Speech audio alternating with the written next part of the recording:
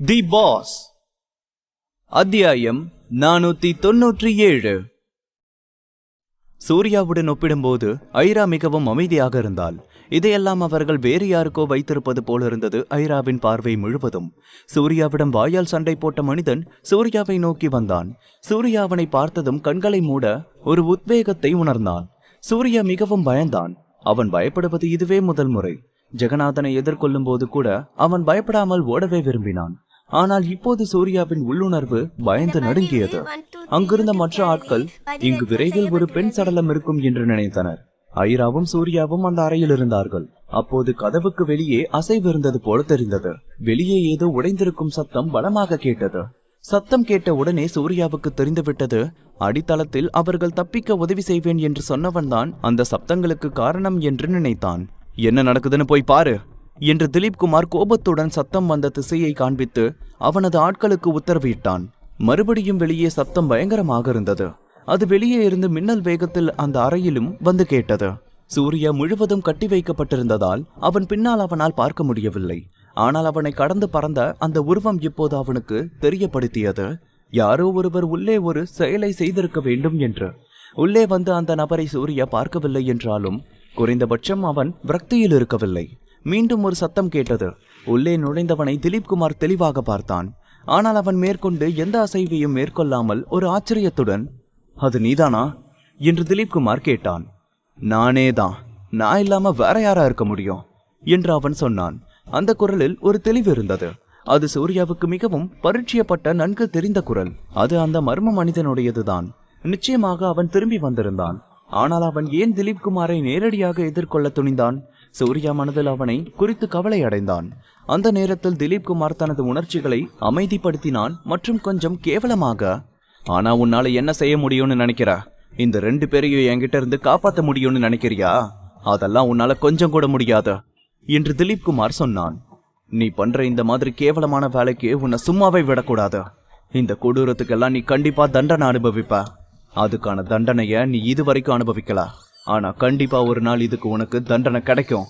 அதை அனுபவிக்காம நீ எங்கேயும் தப்பிக்கவே முடியாது. என்னால உன்னை தடுக்க முடியாட்டியும் நீ பண்ற இந்த கேவலமான வேலையை என்னால முடிஞ்ச வரைக்கும் தடுக்க பார்ப்பேன் என்று பேசிக்கொண்டே முன்னோக்கி சென்றான். காட்சி சற்று குழப்பமாக இருந்தது. அந்த ஒல்லியானவன் ஐராவிடமிருந்து ரத்தத்தை எடுக்க தயாராகி கொண்டிருந்தவன். அந்த மர்ம மனிதன் உள்ளே வந்ததும் அவன் எங்கே சென்று ஒளிந்து கொண்டான் என்று தெரியவில்லை. என்ன நடந்து கொண்டிருந்தாலும் சூர்யாவுக்கும் ஐராவுக்கும் வேறு வழியில்லை. அவர்களால் பார்க்க மட்டுமே முடியும் என்று தோன்றியது.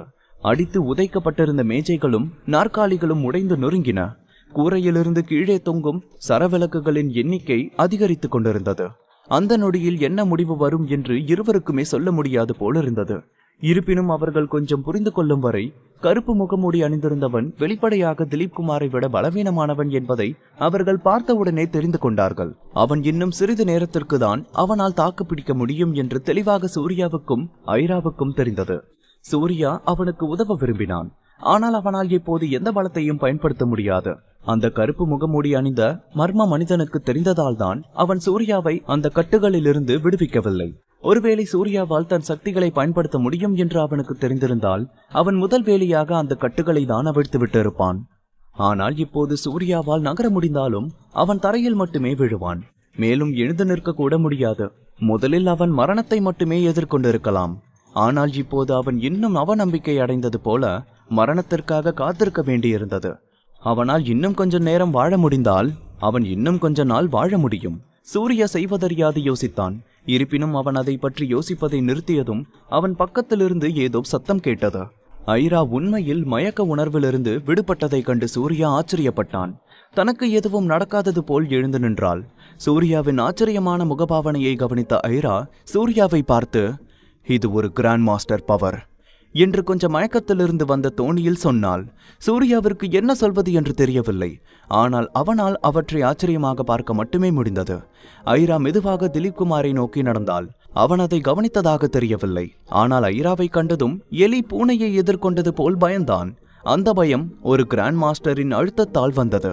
ஐரா கோபமாக திலீப் குமாரை நெருங்கி, நான் உன்ன மாதிரி ரொம்ப கடுமையானவெல்லாம் இல்ல. உன்னை ரொம்ப சீக்கிரமா அதே சமயம் உடனே வலி இல்லாம கொன்னுருவேன் என்று கோபத்தின் உச்சத்தில் அவனை பார்த்து சொன்னாள் ஐரா. அவள் தனது வார்த்தைகளை முடிக்கும் முன் திலீப் குமார் ஏற்கனவே அங்கிருந்து ஓடத் தொடங்கியிருந்தான்.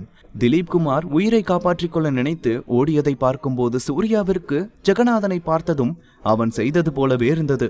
ஒரு கிராண்ட் மாஸ்டர் முன் தன் உயிரை காப்பாற்றிக் கொள்ள ஓடுவது மிகவும் வெளிப்படையான முறையாகும். இருப்பினும் திலீப் குமார் இன்னும் சூர்யாவிலிருந்து வெகு தொலைவில் இருந்தான். அவன் பின் கதவை தாண்டி வெளியே ஓடுவதற்கு முன்பே ஐரா அவனை பிடித்திருந்தாள். திலீப் குமார் ஐராவிடம் கொஞ்சம் அவன் உயிருக்காக போராடிய போதுதான் அவனுக்கு தெரிந்திருக்கும் அவன் அவ்வளவு பலமில்லாதவன் என்று. அதற்கு முன்பு கண்டிப்பாக அவன் அதை பற்றி ஒருபோதும் நினைத்திருக்க மாட்டான். திலீப் குமார் எப்படி இறந்தான் என்று கூட யாராலும் பார்க்க முடியாதது போலிருந்தது. பாவம், சத்தம் போடக்கூட அவனுக்கு நேரமில்லை. அவனது இதயம் இப்போது அவன் உடலில் இருக்க வேண்டிய இடத்தில் இல்லாமல் எங்கே போனது என்று தெரியவில்லை. அது எங்கே என்று பார்க்கும்போது துடித்துக் கொண்டிருந்த அவனது இதயம் இப்போது ஐராவின் கையில் இருந்தது. அங்கே நடந்து கொண்டிருந்த காட்சி புதுமை என்று சொல்ல முடியாது, மிக கொடூரம் என்று சொல்ல முடியாது. ஆனால் எல்லாம் வேகமாக நடந்த காரணத்தினாலா இல்லை வேறு ஏதோ காரணத்தினாலா என்று சூர்யாவுக்கு தெரியவில்லை. திலீப் உண்மையில் அவனது இதயம் துடிப்பதை தனது கண்களால் பார்த்தான். இருப்பினும் அவனது இதயம் துடிப்பதை நிறுத்துவதற்கு முன்பு அவன் சுயநினைவை இழந்தான். அதை சுயநினைவு என்று சொல்ல முடியாது. கடைசியாக மரணம் உண்மையிலேயே அவன் மீது வந்து இறங்கியது. திலீப் குமார் ஏற்கனவே தரையில் விழுந்து விட்டான். வெறுப்புடன் தன் கையில் இருந்த அவன் இதயத்தை தரையில் வீசி எறிந்து தன் கையில் ஒட்டியிருந்த ரத்தத்தை உதறி கொண்டிருந்தாள் ஐரா. அப்போதுதான் ஐரா திலீப் குமாரின் பிணத்தை கோபமாக பார்த்தாள். உன்னை வலிக்காம கொல்றன்னு சொன்னல்ல என்று கொஞ்சம் பொறுமையாக ஐரா சொன்னாள்.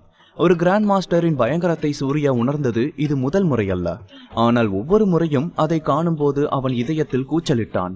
அந்த வகையான அதிர்ச்சி அவனது ஆன்மாவை நேரடியாக பாதித்தது. அது வலிமையின் முழுமையான வெளிப்பாடு. திலீப் குமார் இறந்து விட்டான். மீதமுள்ள அவனது ஆட்கள் ஏற்கனவே அந்த இடத்திலிருந்து தப்பி ஓடிவிட்டனர். சூர்யா எழுந்து நிற்க கருப்பு முகமூடி அணிந்திருந்தவன் துணையாக இருந்தான். அவன் தனது உண்மை முகத்தை வெளிப்படுத்த விரும்பவில்லை என்று தோன்றியது. ஆனால் இது அவனுடைய தனிப்பட்ட விஷயம். சூர்யா அவ்வளவு அறிவில்லாமல் அவன் முகமூடியை கழட்டு என்று எல்லாம் கேட்க மாட்டான். இதுதான் அந்த ஆன்டிடோட் என்று அந்த கருப்பு முகமூடி அணிந்தவன் ஒரு வெள்ளை பீங்கான் பாட்டிலை கொடுத்தான். சூர்யா அதை பார்த்ததும் நேரடியாக எடுத்துக்கொண்டான். முதலில் அவன் அந்த மருந்தை நுகர்ந்து பார்த்தான். அதன் வாசனை கொஞ்சம் காரமாக இருந்தது. ஆனால் அவன் அவற்றை இன்னொரு குடுவையில் ஊற்றி எந்த சந்தேகமும் இல்லாமல் சாப்பிட்டான். சுவை உண்மையில் முகத்தை சுளிக்க வைக்கவில்லை. ஆனால் அது அழுகிய உணவு போல இருந்தது.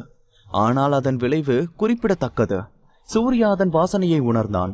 அதை அருந்திய பிறகு தன்னை ஏதோ சூழ்ந்திருப்பதை உணர்ந்தான். அவன் எழுந்து நிற்க வெகு நேரம் ஆகாது என்று தோன்றியது. என்ன மாதிரி மருந்து இது? இது ஒரு கிராண்ட் மாஸ்டரை கூட வீழ்த்திடுமோ என்று ஆர்வத்துடன் கேட்டான். அவர்களின் சக்திகளை பறித்த மருந்தை காமித்து கேட்டான் சூர்யா. இது அருவங்காடுகள்ல கிடைக்கக்கூடிய சில மூலிகை இலைகளை வச்சு பண்ணது. சவுத் ஈஸ்ட்ல இருக்கிற வெற்றிலை சித்தர் குடும்பத்தோட பாரம்பரிய தனித்துவமான ஃபார்முலா. வெற்றிலை சித்தர் குடும்பத்துல வந்த அருவம் சித்தர்கள் கிட்ட இருந்து இவன் இதெல்லாம் வாங்கிட்டு வந்துட்டான். ஆனா அதை உங்க 2 பேருக்கும் கொடுப்பான்னு நான் நினைக்கல. அப்படி இருந்தும் மாத்து மருந்து இல்லாம இவங்கனால திரும்பவும் அவங்க சக்தியை திரட்டுவாங்கன்னு நான் கொஞ்சம் கூட எதிர்பார்க்கல என்று கருப்பு முகமூடி அணிந்திருந்தவன் அந்த மருந்துகளை பற்றி சூர்யாவிடம் சொன்னான். கருப்பு முகமூடி அணிந்திருந்தவன் ஐராவை பார்த்தான். அப்போது சூர்யாவும் தன் கட்டுப்பாட்டிலிருந்து சுயமாக விடுபட்டு ஐராவை பார்த்து ஆச்சரியப்பட்டான். ஆமா, உண்மையிலேயே அவங்க ஒரு கிராண்ட் மாஸ்டர் தான் என்று கருப்பு முகமூடி தலையசைத்தான். உனக்கு அவன் மேல என்ன கோபம்? எதுக்கு அவனை துறவின்னு சொல்ற என்று கிளம்ப போகும்போது சூர்யா அவனிடம் கேட்டான். கருப்பு முகமூடி அணிந்தவன் அமைதியாக இருந்தான். ஒருவேளை அவன் பேச விரும்பாத ஒன்றை கேட்டிருக்கலாம். முன்புறம் நடந்து கொண்டிருந்த ஐராவை கூட சூர்யா பார்த்தான். நீ எந்த பதிலும் சொல்ல வேண்டாம், நான் கொஞ்சம் ஆர்வக்கோளாறுல கேட்டுட்டேன் என்று சூர்யா அவசரமாக சொன்னான். எனக்கு அவன்கிட்ட ஒரு கோபம் இருந்துச்சு. அது ரொம்ப மோசமான கிரட்ஜ். எனக்கு மட்டும் அதிர்ஷ்டம் இல்லாம இருந்திருந்தா நான் 13 வருஷத்துக்கு முன்னாடியே செத்து போயிருப்பேன். ஆனா நான் கும்பிடுற கடவுளுக்கு கண் இருக்கு. இன்னைக்கு அவன் சாகிறத என் கண்ணால பார்க்க அந்த கடவுள் ஹெல்ப் பண்ணியிருக்காரு என்று கருப்பு முகமூடி அணிந்தவன் மெதுவாக சொன்னான். சூர்யாவால் முகமூடியின் பின்னால் இருக்கும் முகபாவனையை அவனால் பார்க்க முடியாவிட்டாலும் அவன் சிரித்து கொண்டிருப்பதை அவன் கண்களின் ஓரங்களில் சூர்யாவால் பார்க்க முடிந்தது. பழி வாங்கும் போது அவனால் சிரிக்க முடிந்தது. அவன் ரொம்ப வெறி பிடிச்சவன் போல. இந்த பாலைவனத்துல இருக்கிற யாரும் அவனை ஒன்னும் கேட்கலையா? இங்க இருந்த வெள்ளை துறவிகளுக்கு அவனை பத்தி தெரியாதா என்ன? தெரியாதுன்னு மட்டும் சொல்லிடாத என்று சூர்யா மீண்டும் கருப்பு முகமூடி அணிந்தவனை பார்த்து கேட்டான். சூர்யாவால் திலீப் குமாரின் கொடுமையை மீண்டும் ஒரு முறை நினைத்து பார்க்காமல் இருக்க முடியவில்லை.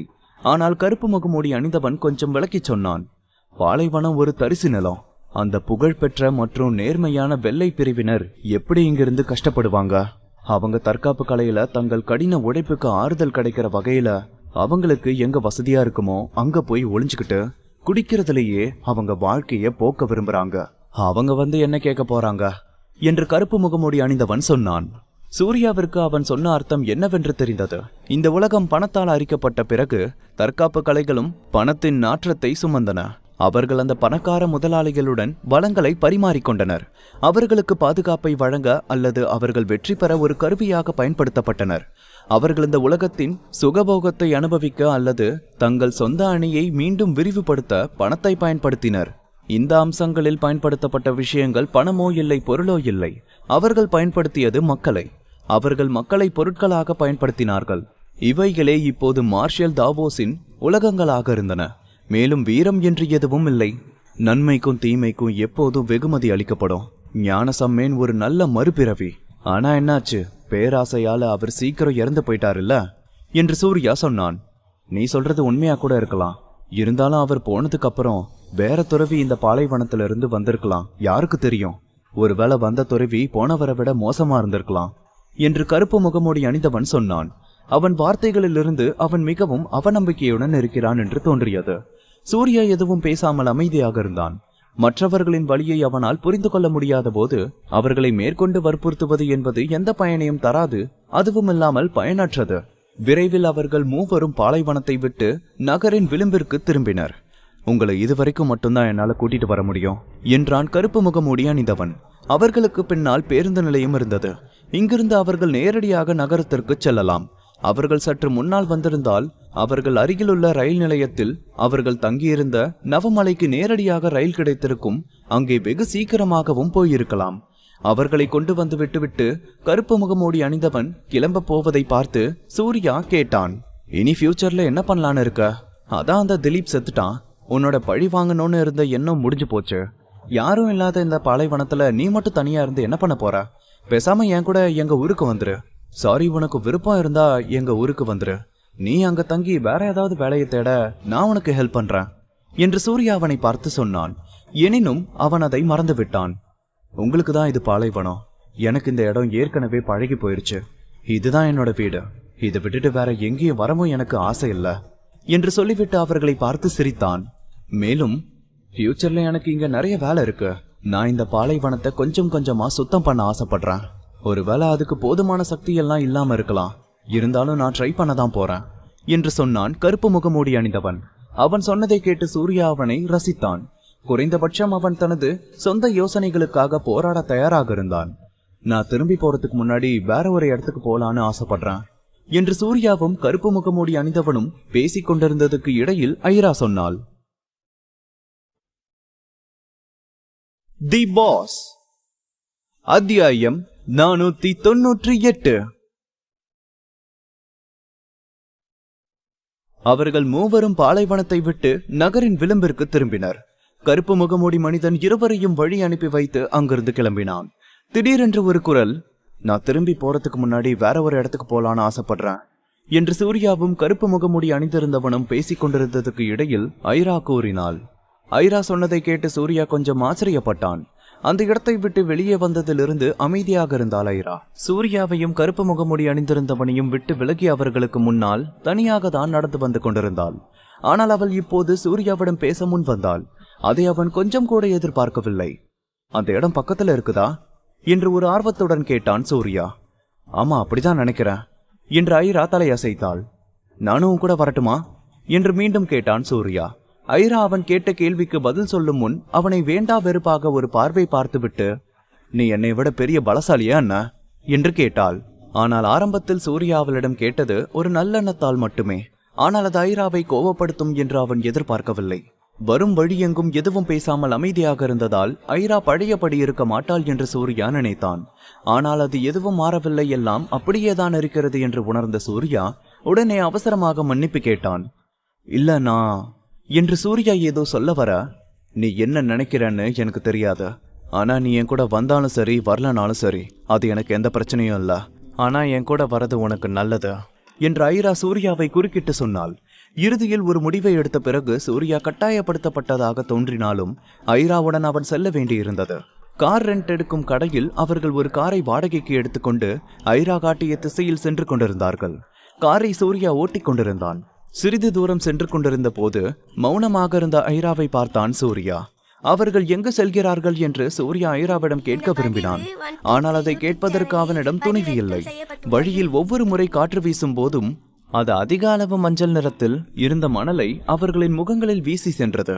அவர்கள் முகத்தில் இருந்த மணல்களை துடைத்துவிட்டு எதிரே பார்த்தான் சூர்யா. தூரத்தில் சில காளைகளுடன் ஒரு சிலர் மெதுவாக நடந்து செல்வது அவனுக்கு தெரிந்தது. 1 மணி நேரம் அந்த வழியில் வந்த பிறகு சூர்யா மனதில் ஆர்வத்தை அடக்க முடியாமல், இப்ப வாச்சு சொல்லு, நம்ம எங்க போயிட்டு இருக்கோன்னு. எதுவும் தெரியாம நான் இப்படியே ஓட்டிக்கிட்டே போனா வேற ஏதாவது ஊருக்கு போயிட போறோம் என்று சூர்யா ஐராவை பார்த்து கேட்டான். ஐரா கோபமாக அவனை ஒரு பார்வை பார்த்துவிட்டு, அந்த இடம் வந்தா நானே சொல்லுவேன் என்று ஐரா சூர்யாவை பார்த்து முறைத்து கொண்டே சொன்னாள். அப்படி ஒரு முறைப்பு வந்த பிறகுதான் சூர்யாவால் வாயை மூட முடிந்தது. ஐராவுக்காக வாகனம் ஓட்டும் ஒரு டிராவல் டிரைவராக மட்டுமே சூர்யாவால் இருக்க முடிந்தது. சுமார் 10 நிமிடங்களுக்கு பிறகு இறுதியாக ஐரா, வர ரைட் எடுத்து உள்ள போ என்று அவளின் வலது பக்கத்தை காண்பித்து சொன்னாள். ஆனா இங்க எதுவும் ரோடு இருக்கிற மாதிரி தெரியலையே என்று ஒரு குழப்பத்துடன் கேட்டான் சூர்யா. இருப்பினும் அவனுக்கு கிடைத்தது ஐராவின் கோபமான பார்வை மட்டுமே. வேறு வழியில்லாமல் ஐரா சொன்ன அவனது வலது பக்கத்தில் காரை திருப்பினான். அவர்கள் அந்த சிறிய பாதையில் சென்ற சிறிது நேரத்திலேயே பாழடைந்த மலைப்பகுதியில் இருந்த ஒரு கிராமத்தை பார்த்தார்கள். கிராமத்தின் சந்திப்பில் முதுகை குனிந்தபடி முதியவர் ஒருவர் நின்றிருந்தார். தூரத்தில் கார் வரும் சத்தம் கேட்டதும் சற்று சிரமப்பட்டு தலையை உயர்த்தி பார்த்தார். அந்த முதியவரின் அருகில் காரை நிறுத்திவிட்டு, சார், இது என்ன இடம் என்று சூர்யா அந்த பெரியவரை பார்த்து கேட்டான். ஐரா அவனிடம் எதுவும் சொல்ல விரும்பாததால் சூர்யாவுக்கு வேறு வழி இல்லாததால் அவன் வேறு யாரையாவது கேட்க வேண்டியிருந்தது. முதியவர் தலையை உயர்த்தி சூர்யாவை பார்த்தார். ஏறக்குறைய பற்கள் அனைத்தையும் இழந்திருந்த அவரது வாய் அவர் பேசும்போது திறந்து மூடிக்கொண்டது. இந்த ஊர் பேரு சோமோ, நீங்க யாரு என்று திடீரென்று சூர்யாவின் காதில் அந்த பெரியவர் கத்த, அது சூர்யாவுக்கு பயத்தை ஏற்படுத்தியது. அந்த வயதானவர் பார்க்க இன்னும் வயதானவராக தோன்றினார். ஆனால் அவரது குரல் தெளிவாக இருந்தது. ஓ, நன்றி தாத்தா, நாங்க சும்மா சுத்தி பார்க்கலான்னு இந்த பக்கம் வந்தோம் என்று சூர்யா ஐராவை பார்த்து கொண்டே அந்த முதியவரிடம் சொன்னான். நாங்க மகேஷ் ஜோசிய பார்க்கலான்னு வந்தோம். ஆனா அவர் வீட்ல இல்ல. பக்கத்துல கேட்டதுக்கு அவர் ஊருக்கு போனதா சொன்னாங்க. அதான் திரும்பி போயிட்டு இருக்கோம் என்று முகத்தை கொஞ்சம் இயல்பாக வைத்துக்கொண்டு ஐரா அந்த பெரியவரை பார்த்து சொன்னாள். ஐரா சொன்னதை அந்த பெரியவர் நம்பினாரா இல்லையா என்று தெரியவில்லை. இருந்தாலும் சூர்யா ஒரு புன்னகையோடு அந்த பெரியவருக்கு நன்றி சொல்லிவிட்டு காரை எடுத்தான். மகேஷ் ஜோசியா, அப்படி யாராவது இருக்காங்களா என்ன என்று ஊருக்கு போகும் வழியில் சூர்யா வண்டியை ஓட்டிக்கொண்டே ஐராவிடம் கேட்டான். இல்ல என்று பதிலளித்தாள் ஐரா. நான் அவனோட அப்பாவை பார்க்க வந்திருக்கேன் என்று ஐரா உடனே சொன்னாள். இது அவ்வளவு தற்செயலாக நடந்த நிகழ்வுகள் இல்லை என்று சூர்யா சொல்ல விரும்பினாலும் ஐரா உடனே அவனுக்கு பதில் சொல்லியிருந்தாள். யார் இந்த 2 பேரும்? அவங்கள எதுக்கு நீ தேடி வந்திருக்க என்று சூர்யா கேட்டான். எதுவும் அங்கே மாறியதாக தெரியவில்லை. அவன் கடந்த காலத்தில் கேட்ட மற்ற எல்லா கேள்விகளுக்கும் அவனுக்கு என்ன பதில் வந்ததோ அதேதான் அந்த முறையும் அவனுக்கு கிடைத்தது. அவன் கேள்விகள் ஐராவின் காதுகளில் கேட்டதா என்று கூட பாவம் அவனுக்கு தெரியவில்லை. மேற்கொண்டு சூர்யா வாய்த்திருந்து எதுவும் பேசவில்லை. கிராமத்தில் திறந்த வெளியில் காரை நிறுத்தினான். காரிலிருந்து இறங்கியதும் மகேஷ் ஜோசி வீடு எங்கே என்று தெரியவில்லை. ஐராவுக்கு தெரியும் என்று அவன் நினைத்தான். ஆனால் அவளுக்கு இந்த இடம் தெரிந்ததாக தெரியவில்லை. ஒருவேளை இது மிக நீண்டதாக இருந்திருக்கலாம், அல்லது இங்கு மாற்றங்கள் மிக வேகமாக நடந்திருக்கலாம். ஐராவுக்கும் அந்த இடம் தெரிந்திருக்கவில்லை. 2-3 குழந்தைகள் சூர்யா அருகில் ஓடி வந்தார்கள். அவர்கள் கைகளில் சிறு குச்சிகளை வைத்திருந்தார்கள். நீங்க யாரு என்று முதலில் இருந்த கொஞ்சம் குண்டான சிறுவன் சூர்யாவிடம் கேட்டான். சூர்யா குண்டாக இருந்த சிறுவனை பார்த்து அவன் கொஞ்சம் வேடிக்கையாக இருப்பதாக நினைத்தான். அருகில் இருந்த பெட்ரோல் பங்கில் அவன் காரில் இருந்த கேன்களை நிரப்ப கொடுத்துவிட்டு அந்த குழந்தையின் முன்பு குத்த வைத்து அமர்ந்தான் சூர்யா. என்னையும் இந்த அக்காவையும் மகேஷ் ஜோசி அங்கிள் வீட்டுக்கு கூட்டிட்டு போறீங்களா? அப்படி நீங்க கூட்டிட்டு போனீங்கன்னா நான் உங்களுக்கு சாக்லேட் தரேன் என்று சூர்யா கையில் வைத்திருந்த கொஞ்சம் சாக்லேட்டுகளை அவர்களிடம் காண்பித்து அந்த குழந்தைகளிடம் கேட்டான். அந்த குண்டாக இருந்த சிறுவன் மிகுந்த ஆசையுடன் சூர்யாவின் கையில் இருந்த சாக்லேட்டை பார்த்தான். அவனுக்கு அடுத்ததாக இருந்த மற்றொரு குழந்தை முன்வந்து, அவங்க வீடு எங்க இருக்குன்னு எனக்கு தெரியும், நான் உங்களை கூட்டிட்டு போறேன், எனக்கு ஒரு சாக்லேட் கொடுங்க என்று மற்றொரு சிறுவன் சொன்னதும் குண்டாக இருந்த சிறுவன் சிறிது அதிருப்தி அடைந்தான். அது எனக்கும் தெரியும், நான் உங்களை கூட்டிட்டு போறேன், எனக்கு தான் அந்த சாக்லேட் வேணும் என்று அவனுக்கு அந்த சாக்லேட் கிடைக்காமல் போய்விடுமோ என ஏமாற்றத்துடன் சொன்னான். அதை பார்த்த சூர்யா, சரி சரி 2 பேருக்கும் தரேன் என்று சிரித்து கொண்டே சொன்னான். ஐரா ஒரு வித்தியாசமான முகபாவத்துடன் சூர்யாவை பார்த்தாள். நீ உண்மையாவே ஒரு நல்லவன் எல்லாம் இல்ல என்று ஐரா அவனை பார்த்து சொன்னாள். அதை கேட்டு சூர்யா ஒரு கணம் திகைத்து போனான். ஐரா ஏன் அப்படி சொன்னாள் என்று அவனுக்கு தெரியவில்லை. அவளிடம் கேட்கலாம் என்று நினைத்த அந்த நேரம் அவள் ஏற்கனவே அந்த குழந்தைகளுடன் கிளம்பிவிட்டாள். அவர்களை பின்பற்றுவதை தவிர சூர்யாவுக்கு வேறு வழி இல்லை. அவர்கள் ஏற்கனவே கிராமத்தினுள்ளே வந்திருந்ததால் அவர்களுக்கு மகேஷ் ஜோஷியின் வீட்டிற்கு வருவதற்கு சில அடிகள் மட்டுமே இருந்தன. அவர்கள் ஒரு வழியில் திரும்பிய பிறகு ஒரு சிறுவன் சூர்யாவிடம் வீடு வந்து விட்டதாக சொன்னான். சூர்யா சிறுவர்கள் இருவருக்கும் சாக்லேட் கொடுக்க சிறுவர்கள் இருவரும் அதிக உற்சாகத்தில் அதை வாங்கிக் கொண்டு விளையாட சென்றனர். சூர்யாவுக்கு முன்னால் இருந்த வாசல் கொஞ்சம் வெறிச்சோடியதாக தோன்றியது. ஆனால் நுழைவாயிலில் எல்லா வகையான உலர்ந்த பொருட்களும் தொங்கிக் கொண்டிருந்தன. இங்கே இன்னும் மக்கள் வாழ்கிறார்கள் என்று சொல்வது அவனுக்கு கொஞ்சம் கடினமானதாக இல்லை. யாராவது இருக்கீங்களா என்று வாசலில் நின்று கொண்டு சூர்யா கேட்டான். இருப்பினும் அவனுக்கு எந்த பதிலும் கிடைக்கவில்லை. சூர்யா கதவை சென்று தட்டினான். உள்ளே இன்னும் யாரும் இல்லை. ஆனால் 60 வயது முதியவர் ஒருவர், யார் நீ, இங்க என்ன பண்ணிக்கிட்டு இருக்கா என்று சூர்யாவையும் ஐராவையும் பார்த்து கத்தியபடி அருகிலிருந்த ஒரு வளைவிலிருந்து அவர்களை பார்த்து நடந்து வந்தார். அவர் பார்க்க மிகவும் கடினமாக தெரிந்தார். நாங்க இங்க ஒருத்தரை தேடி வந்திருக்கோம் என்று சூர்யா முதியவரை பார்த்து பதிலளித்தான். அவரை தேட வேண்டிய அவசியமில்ல, அது அவர்தான் என்று சூர்யா பேசி முடித்தவுடன் ஐரா சொன்னாள். ஐரா சொன்ன பிறகுதான் சூர்யா அந்த பெரியவரை உற்று பார்த்தான். அவர் ஒரு உயரமான மற்றும் உறுதியான விவசாயி போல் இருந்தார். உண்மையில் இவரிடம் என்ன அதிசயம் இருக்கும் என்று அவனால் சொல்ல முடியவில்லை. இருந்தாலும் அவன் அவரை உற்று நோக்கியபடியே இருந்தான். முதியவர் எந்த முன்னறிவிப்பும் இல்லாமல் சூர்யாவையும் ஐராவையும் நோக்கி விரைந்து வந்தார். முதியவர் அவர்களை நோக்கி தன் வேகத்தை கூட்ட சூர்யா ஆழ்மனதில் முன்னெச்சரிக்கை கொண்டான். அவன் முதலில் முதியவரை கவனிக்கவில்லை. ஆனால் அவர் நகர்ந்தவுடன் முதியவர் உண்மையில் அவர் உண்மையான பலத்தை மறைத்து வைத்தார். ஆனால் சில நொடிகளில் அந்த முதியவர் தன்னை நோக்கி வரவில்லை என்பதை சூர்யா உணர்ந்தான். சூர்யாவின் பக்கத்தில் நின்றிருந்த ஐரா உடனே முன்னோக்கி விரைந்தாள். அவர்கள் இருவரும் அதிகம் பேசிக்கொள்ளவில்லை. அவர்களின் இரு கைகளையும் கால்களையும் பயன்படுத்தி கதவுக்கு முன்னால் அடிகளை பரிமாற்றிக் கொண்டனர். விரைவில் கண்மூடி திறப்பதற்குள் 1 டஜன் கணக்கான நகர்வுகள் கதவுக்கு முன்னால் நிகழ்ந்து கொண்டிருந்தன. அவர்களின் இயக்கங்கள் வேகமாகவும் அவர்களின் நகர்வுகள் தந்திரமாகவும் மிகவும் திகைப்பூட்டும் காட்சிகளாக இருந்தது. என்ன இருந்தாலும் அந்த முதியவர் ஐரா போன்ற ஒரு கிராண்ட் மாஸ்டருடன் இப்படி கடுமையான போரில் ஈடுபட்டதை பார்த்து அவரும் ஒரு பெரிய கிராண்ட் மாஸ்டராக தான் இருக்க முடியும் என்று சூர்யா நினைத்து கொண்டான். இது சூர்யா சற்றும் எதிர்பாராத ஒன்று. இவ்வளவு தொலைதூர மலை கிராமத்தில் உண்மையில் ஒரு கிராண்ட் மாஸ்டர் நிபுணர் மறைந்திருக்கிறார் என்று அவனால் கொஞ்சம் கூட நம்ப முடியவில்லை. ஆச்சரியப்படுவதோடு மட்டுமல்லாமல் 2 மிகப்பெரிய கிராண்ட் மாஸ்டர்களுக்கு இடையே நடந்து கொண்டிருந்த அந்த போட்டியின் சாராம்சத்தை பாராட்டவும் சூர்யா தன்னால் முடிந்த அனைத்தையும் செய்தான். இந்த மாதிரி ஒரு நிகழ்வுகள் எல்லாம் அன்றாட வாழ்வில் சர்வசாதாரணமாக பார்க்கக்கூடியதாக எல்லாம் இருக்கவில்லை. இருவருக்குமான போர் கடுமையாக இருந்தது. அவர்கள் இருவரின் உள்நோக்கு சக்தியின் அசைவுகள் எல்லாம் ஒரே இடத்திலிருந்து வந்தது போல இருந்தது. குறுகிய காலத்தில் வெற்றியாளரை தீர்மானிக்க முடியவில்லை. ஆரம்பத்துல சூர்யாவுக்கு ஐரா மேல் கொஞ்சம் கவலை இருந்தது. எல்லாவற்றிற்கும் மேலாக அந்த பெரியவர் ஒரு வார்த்தை கூட பேசாமல் முன்னோக்கி சென்றார். அவர் ஐராவின் எதிரியாக இருக்க முடியுமா என்று சூர்யா மனதில் நினைத்து கொண்டான். இருப்பினும் அவர்கள் தொடர்ந்து சண்டை போட்டுக் கொண்டே இருந்தார்கள். எப்போது இந்த சண்டை முடியும் என்று பார்த்து கொண்டிருந்த சூர்யாவுக்கு எதிரில் அவர்கள் கடைசியாக ஒரு அட்டகாசமான அசைவை செய்து சண்டையை நிறுத்தினார்கள். கடைசியாக சண்டை நின்றதை பார்த்து சூர்யா நிம்மதி பெருமூச்சு விட்டான். அவர்கள் இருவருக்கும் ஒருவரை ஒருவர் தெரிந்திருக்க வேண்டும். அவர்கள் ஒருவரை விட்டு விலக அதிக நேரம் எடுக்கவில்லை. குட்டி பொண்ணு, ரொம்ப நாளாச்சு உன்னை பார்த்து. உன்னோட ஃபாஸ்ட் ரொம்ப கம்மியாயிடுச்சுன்னு நினைக்கிறேன். முன்ன மாதிரி எல்லாம் இல்ல, என்னாச்சு உனக்கு என்று ஐராவை பார்த்து சிரித்து கொண்டே கேட்டார் அந்த முதியவர். ஐரா இன்னும் அமைதியான முகபாவத்துடன் சொன்னாள், அதுக்கு காரணம் நீங்க ரொம்ப வீக் ஆயிட்டீங்க. என்னோட ஃபுல் ஃபோர்ஸை யூஸ் பண்ணா நீங்க கீழே விழுந்துருவீங்கன்னு எனக்கு பயமா இருந்துச்சு என்று ஐரா சொன்னாள். என்னதான் அவள் அப்படி சொன்னாலும் ஐரா முகத்தில் எந்த ஒளிவு மறைவும் இல்லை. ஏ குட்டி பொண்ணு, உன்னோட இந்த தற்காப்பு கலை தான் இன்னும் முன்னேறல. மற்றபடி உன்னோட வாய் கொஞ்சம் அதிகமாயிருக்கு. அதை விடு, அதை எல்லாத்தையும் மறந்துடலாம். நான் ஒரு பழைய திருடன் தான்.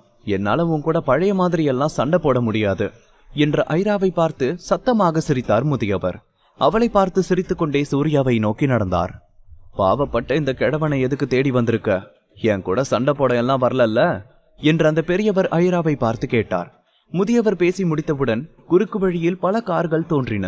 அவை அனைத்தும் உயரமான ஆஃப் ரோடு வாகனங்கள். அவர்கள் சாலையை கடந்தபோது காற்றில் புழுதி எழுந்தது. தி பாஸ். அத்தியாயம் 499. முதியவர் பேசி முடித்தவுடன் குறுக்கு வழியில் பல கார்கள் தோன்றின. அவை அனைத்தும் உயரமான ஆஃப் ரோடு வாகனங்கள். அவர்கள் சாலையை கடந்தபோது காற்றில் புழுதி எழுந்தன. வந்த கார்கள் அவர்களை நோக்கி வருவதால் சூர்யா, ஐரா, அந்த முதியவர் மூவரும் அந்த கார்களை பார்த்தபடி திரும்பி நின்றார்கள். இறுதியாக அவர்கள் திறந்த நிலம் சாலைக்கு வெளியே வாகனங்கள் வந்து நின்றது. கார்களை ஒன்றன் பின் ஒன்றாக நிறுத்தி பின்னர் மேலே இருந்து கீழே இறங்கி அவர்களை நோக்கி நடந்து வந்தார்கள். வந்தவர்கள் அனைவரும் இளைஞர்கள். அவர்கள் அனைவருக்கும் 30 வயதுக்கு மேலில்லை. ஆனால் அவர்களின் ஆடைகள் முற்றிலும் புதியதாகவும் நாகரீகமாகவும் இருந்தன.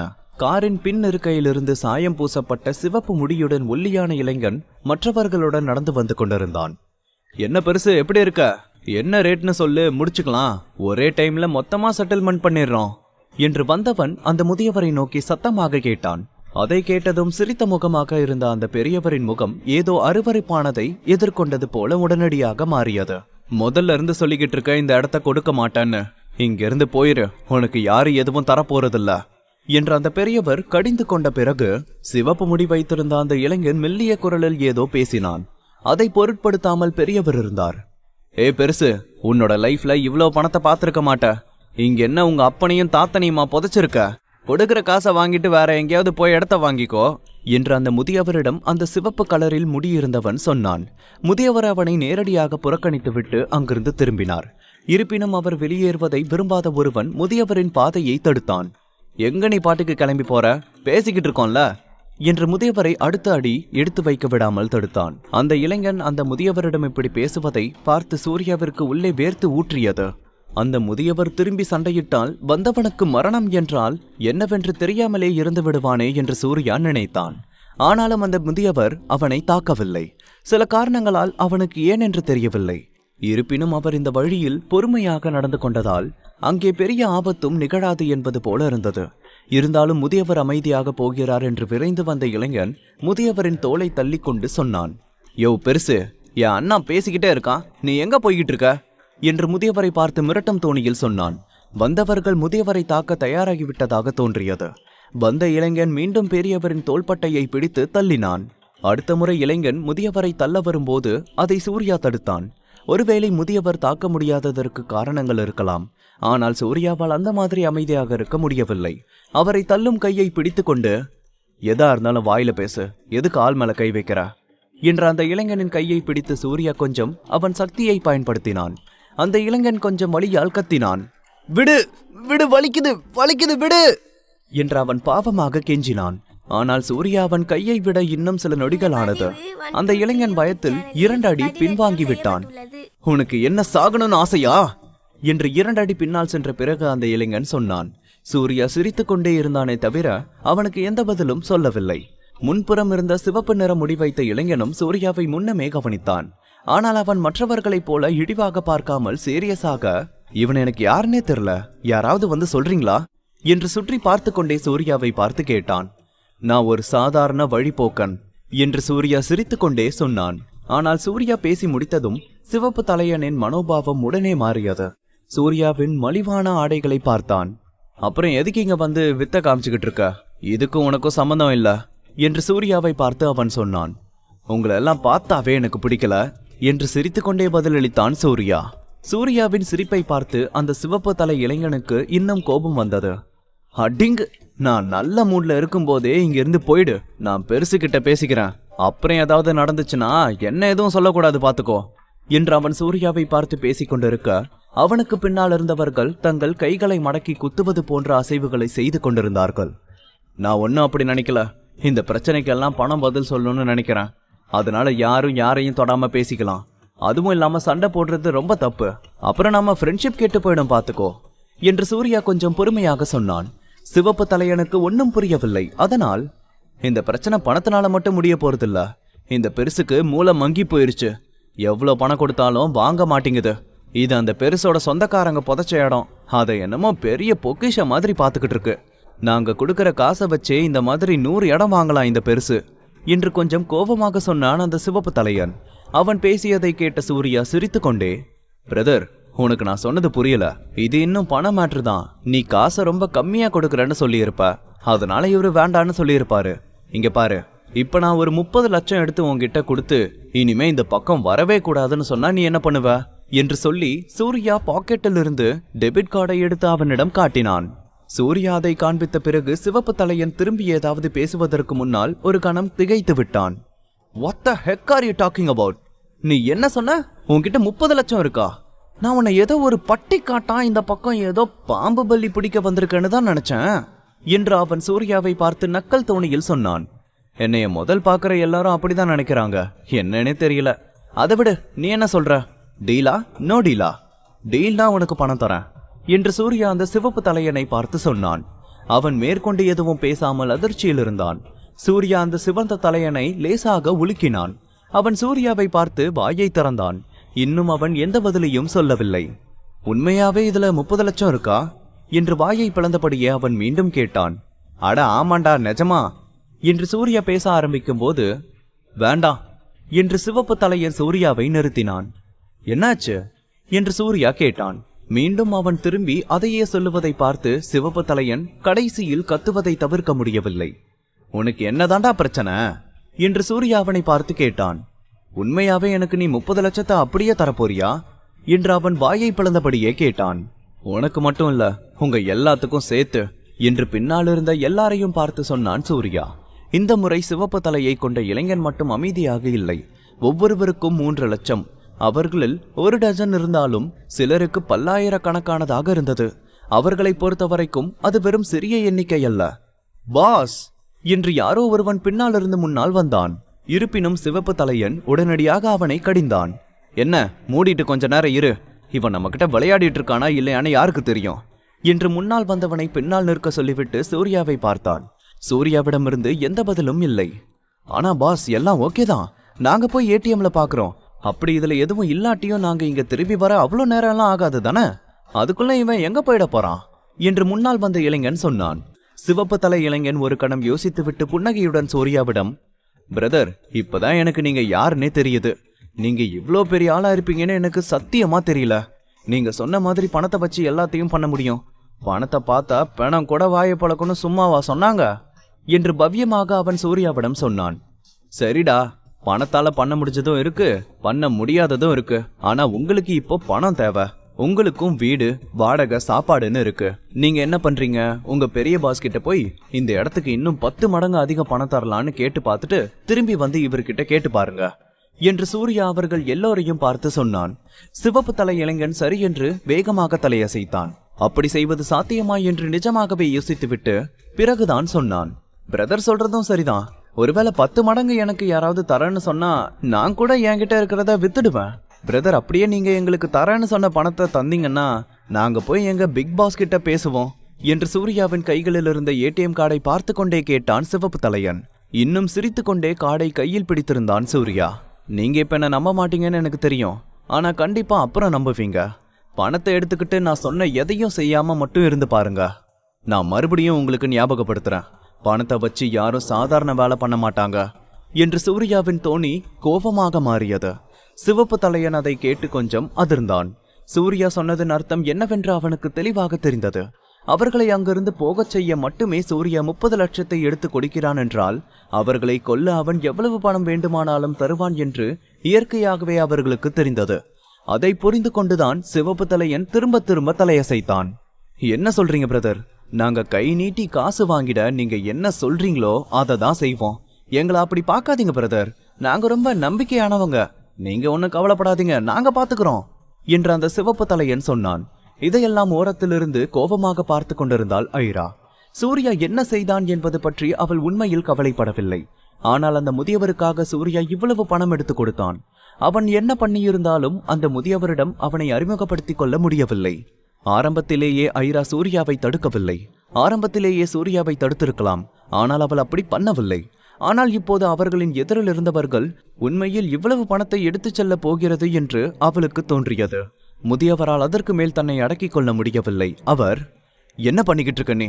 உங்ககிட்ட எவ்வளவு பணம் வேணாலும் இருக்கட்டும், ஆனா இந்த மாதிரி ஒருத்தனை நம்பவே கூடாது என்று முதியவரின் தோணி கோபமாக இருந்தது. அவருக்கு சூர்யா மீது நிறைய கோபமெல்லாம் இல்லை. ஆனால் சூர்யா எதுவும் பேசுவதற்குள் சிவந்த தலை இளைஞன் கோபமாக, ஏய் பெருசு, நான் என்னோட பிரதர் கிட்ட தானே பேசிக்கிட்டு இருக்கேன், நீ இங்க என்ன பண்ணிக்கிட்டு இருக்க இங்கிருந்து இடத்த காலி பண்ணு என்று அந்த முதியவரை பார்த்து சொன்னான். சூர்யா அவனை பார்த்து முறைத்தான். இப்படிதான் பெரியவங்க கிட்ட பேசுவியா என்று சூர்யா கோபமாக சொன்னான். சூர்யாவின் வார்த்தைகளை கேட்டதும் சிவந்த தலை இளைஞனின் மனோபாவம் முற்றிலும் மாறியது. பிரதர் சொல்றது சரிதான், நான் எதுவும் இனி பேசல, என்னோட வாயை முடிக்கிறேன் என்று அவன் முகஸ்துதியுடன் கூறினான். சூர்யா அவனிடம் எதுவும் சொல்ல சோம்பலாக இருந்தான். முதல்ல இங்கிருந்து கிளம்புங்கடா என்று கோபமாக சொல்லிவிட்டு கையில் இருந்த ஏடிஎம் கார்டை அப்படியே அவன் எதிரில் இருந்தவர்களை பார்த்து வீசி எறிந்தான். ஏடிஎம் கார்டு பறந்து சென்று உதிர்ந்த இலை போல அவன் கையில் விழுந்தது.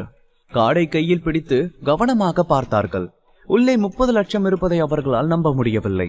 அதுதான் பணம் வாங்கிட்டல்ல, அப்புறம் என்ன பிரச்சனை பண்ணிக்கிட்டு இருக்கீங்க என்று சூர்யாவின் குரல் கேட்டது. சிவப்பு தலை இளைஞன் தன் ஆட்களை விரைவாக அழைத்து கொண்டு காருக்கு பின் வாங்கினான். பிரதர், நாங்க எப்படி இனி பிரச்சனை பண்ணுவோம்? எங்களுக்கு தான் பணம் வந்துருச்சுல்ல, நாங்க இனி இங்க எந்த பிரச்சனையும் பண்ண மாட்டோம், இனி இந்த பக்கமே வரமாட்டோம், நீங்க எதுவும் கவலைப்படாதீங்க பிரதர் என்று சொல்லிவிட்டு சூர்யாவை பார்த்தபடி சுற்றியிருந்தவர்களை சீக்கிரம் காரில் ஏறுமாறு வற்புறுத்தினான்.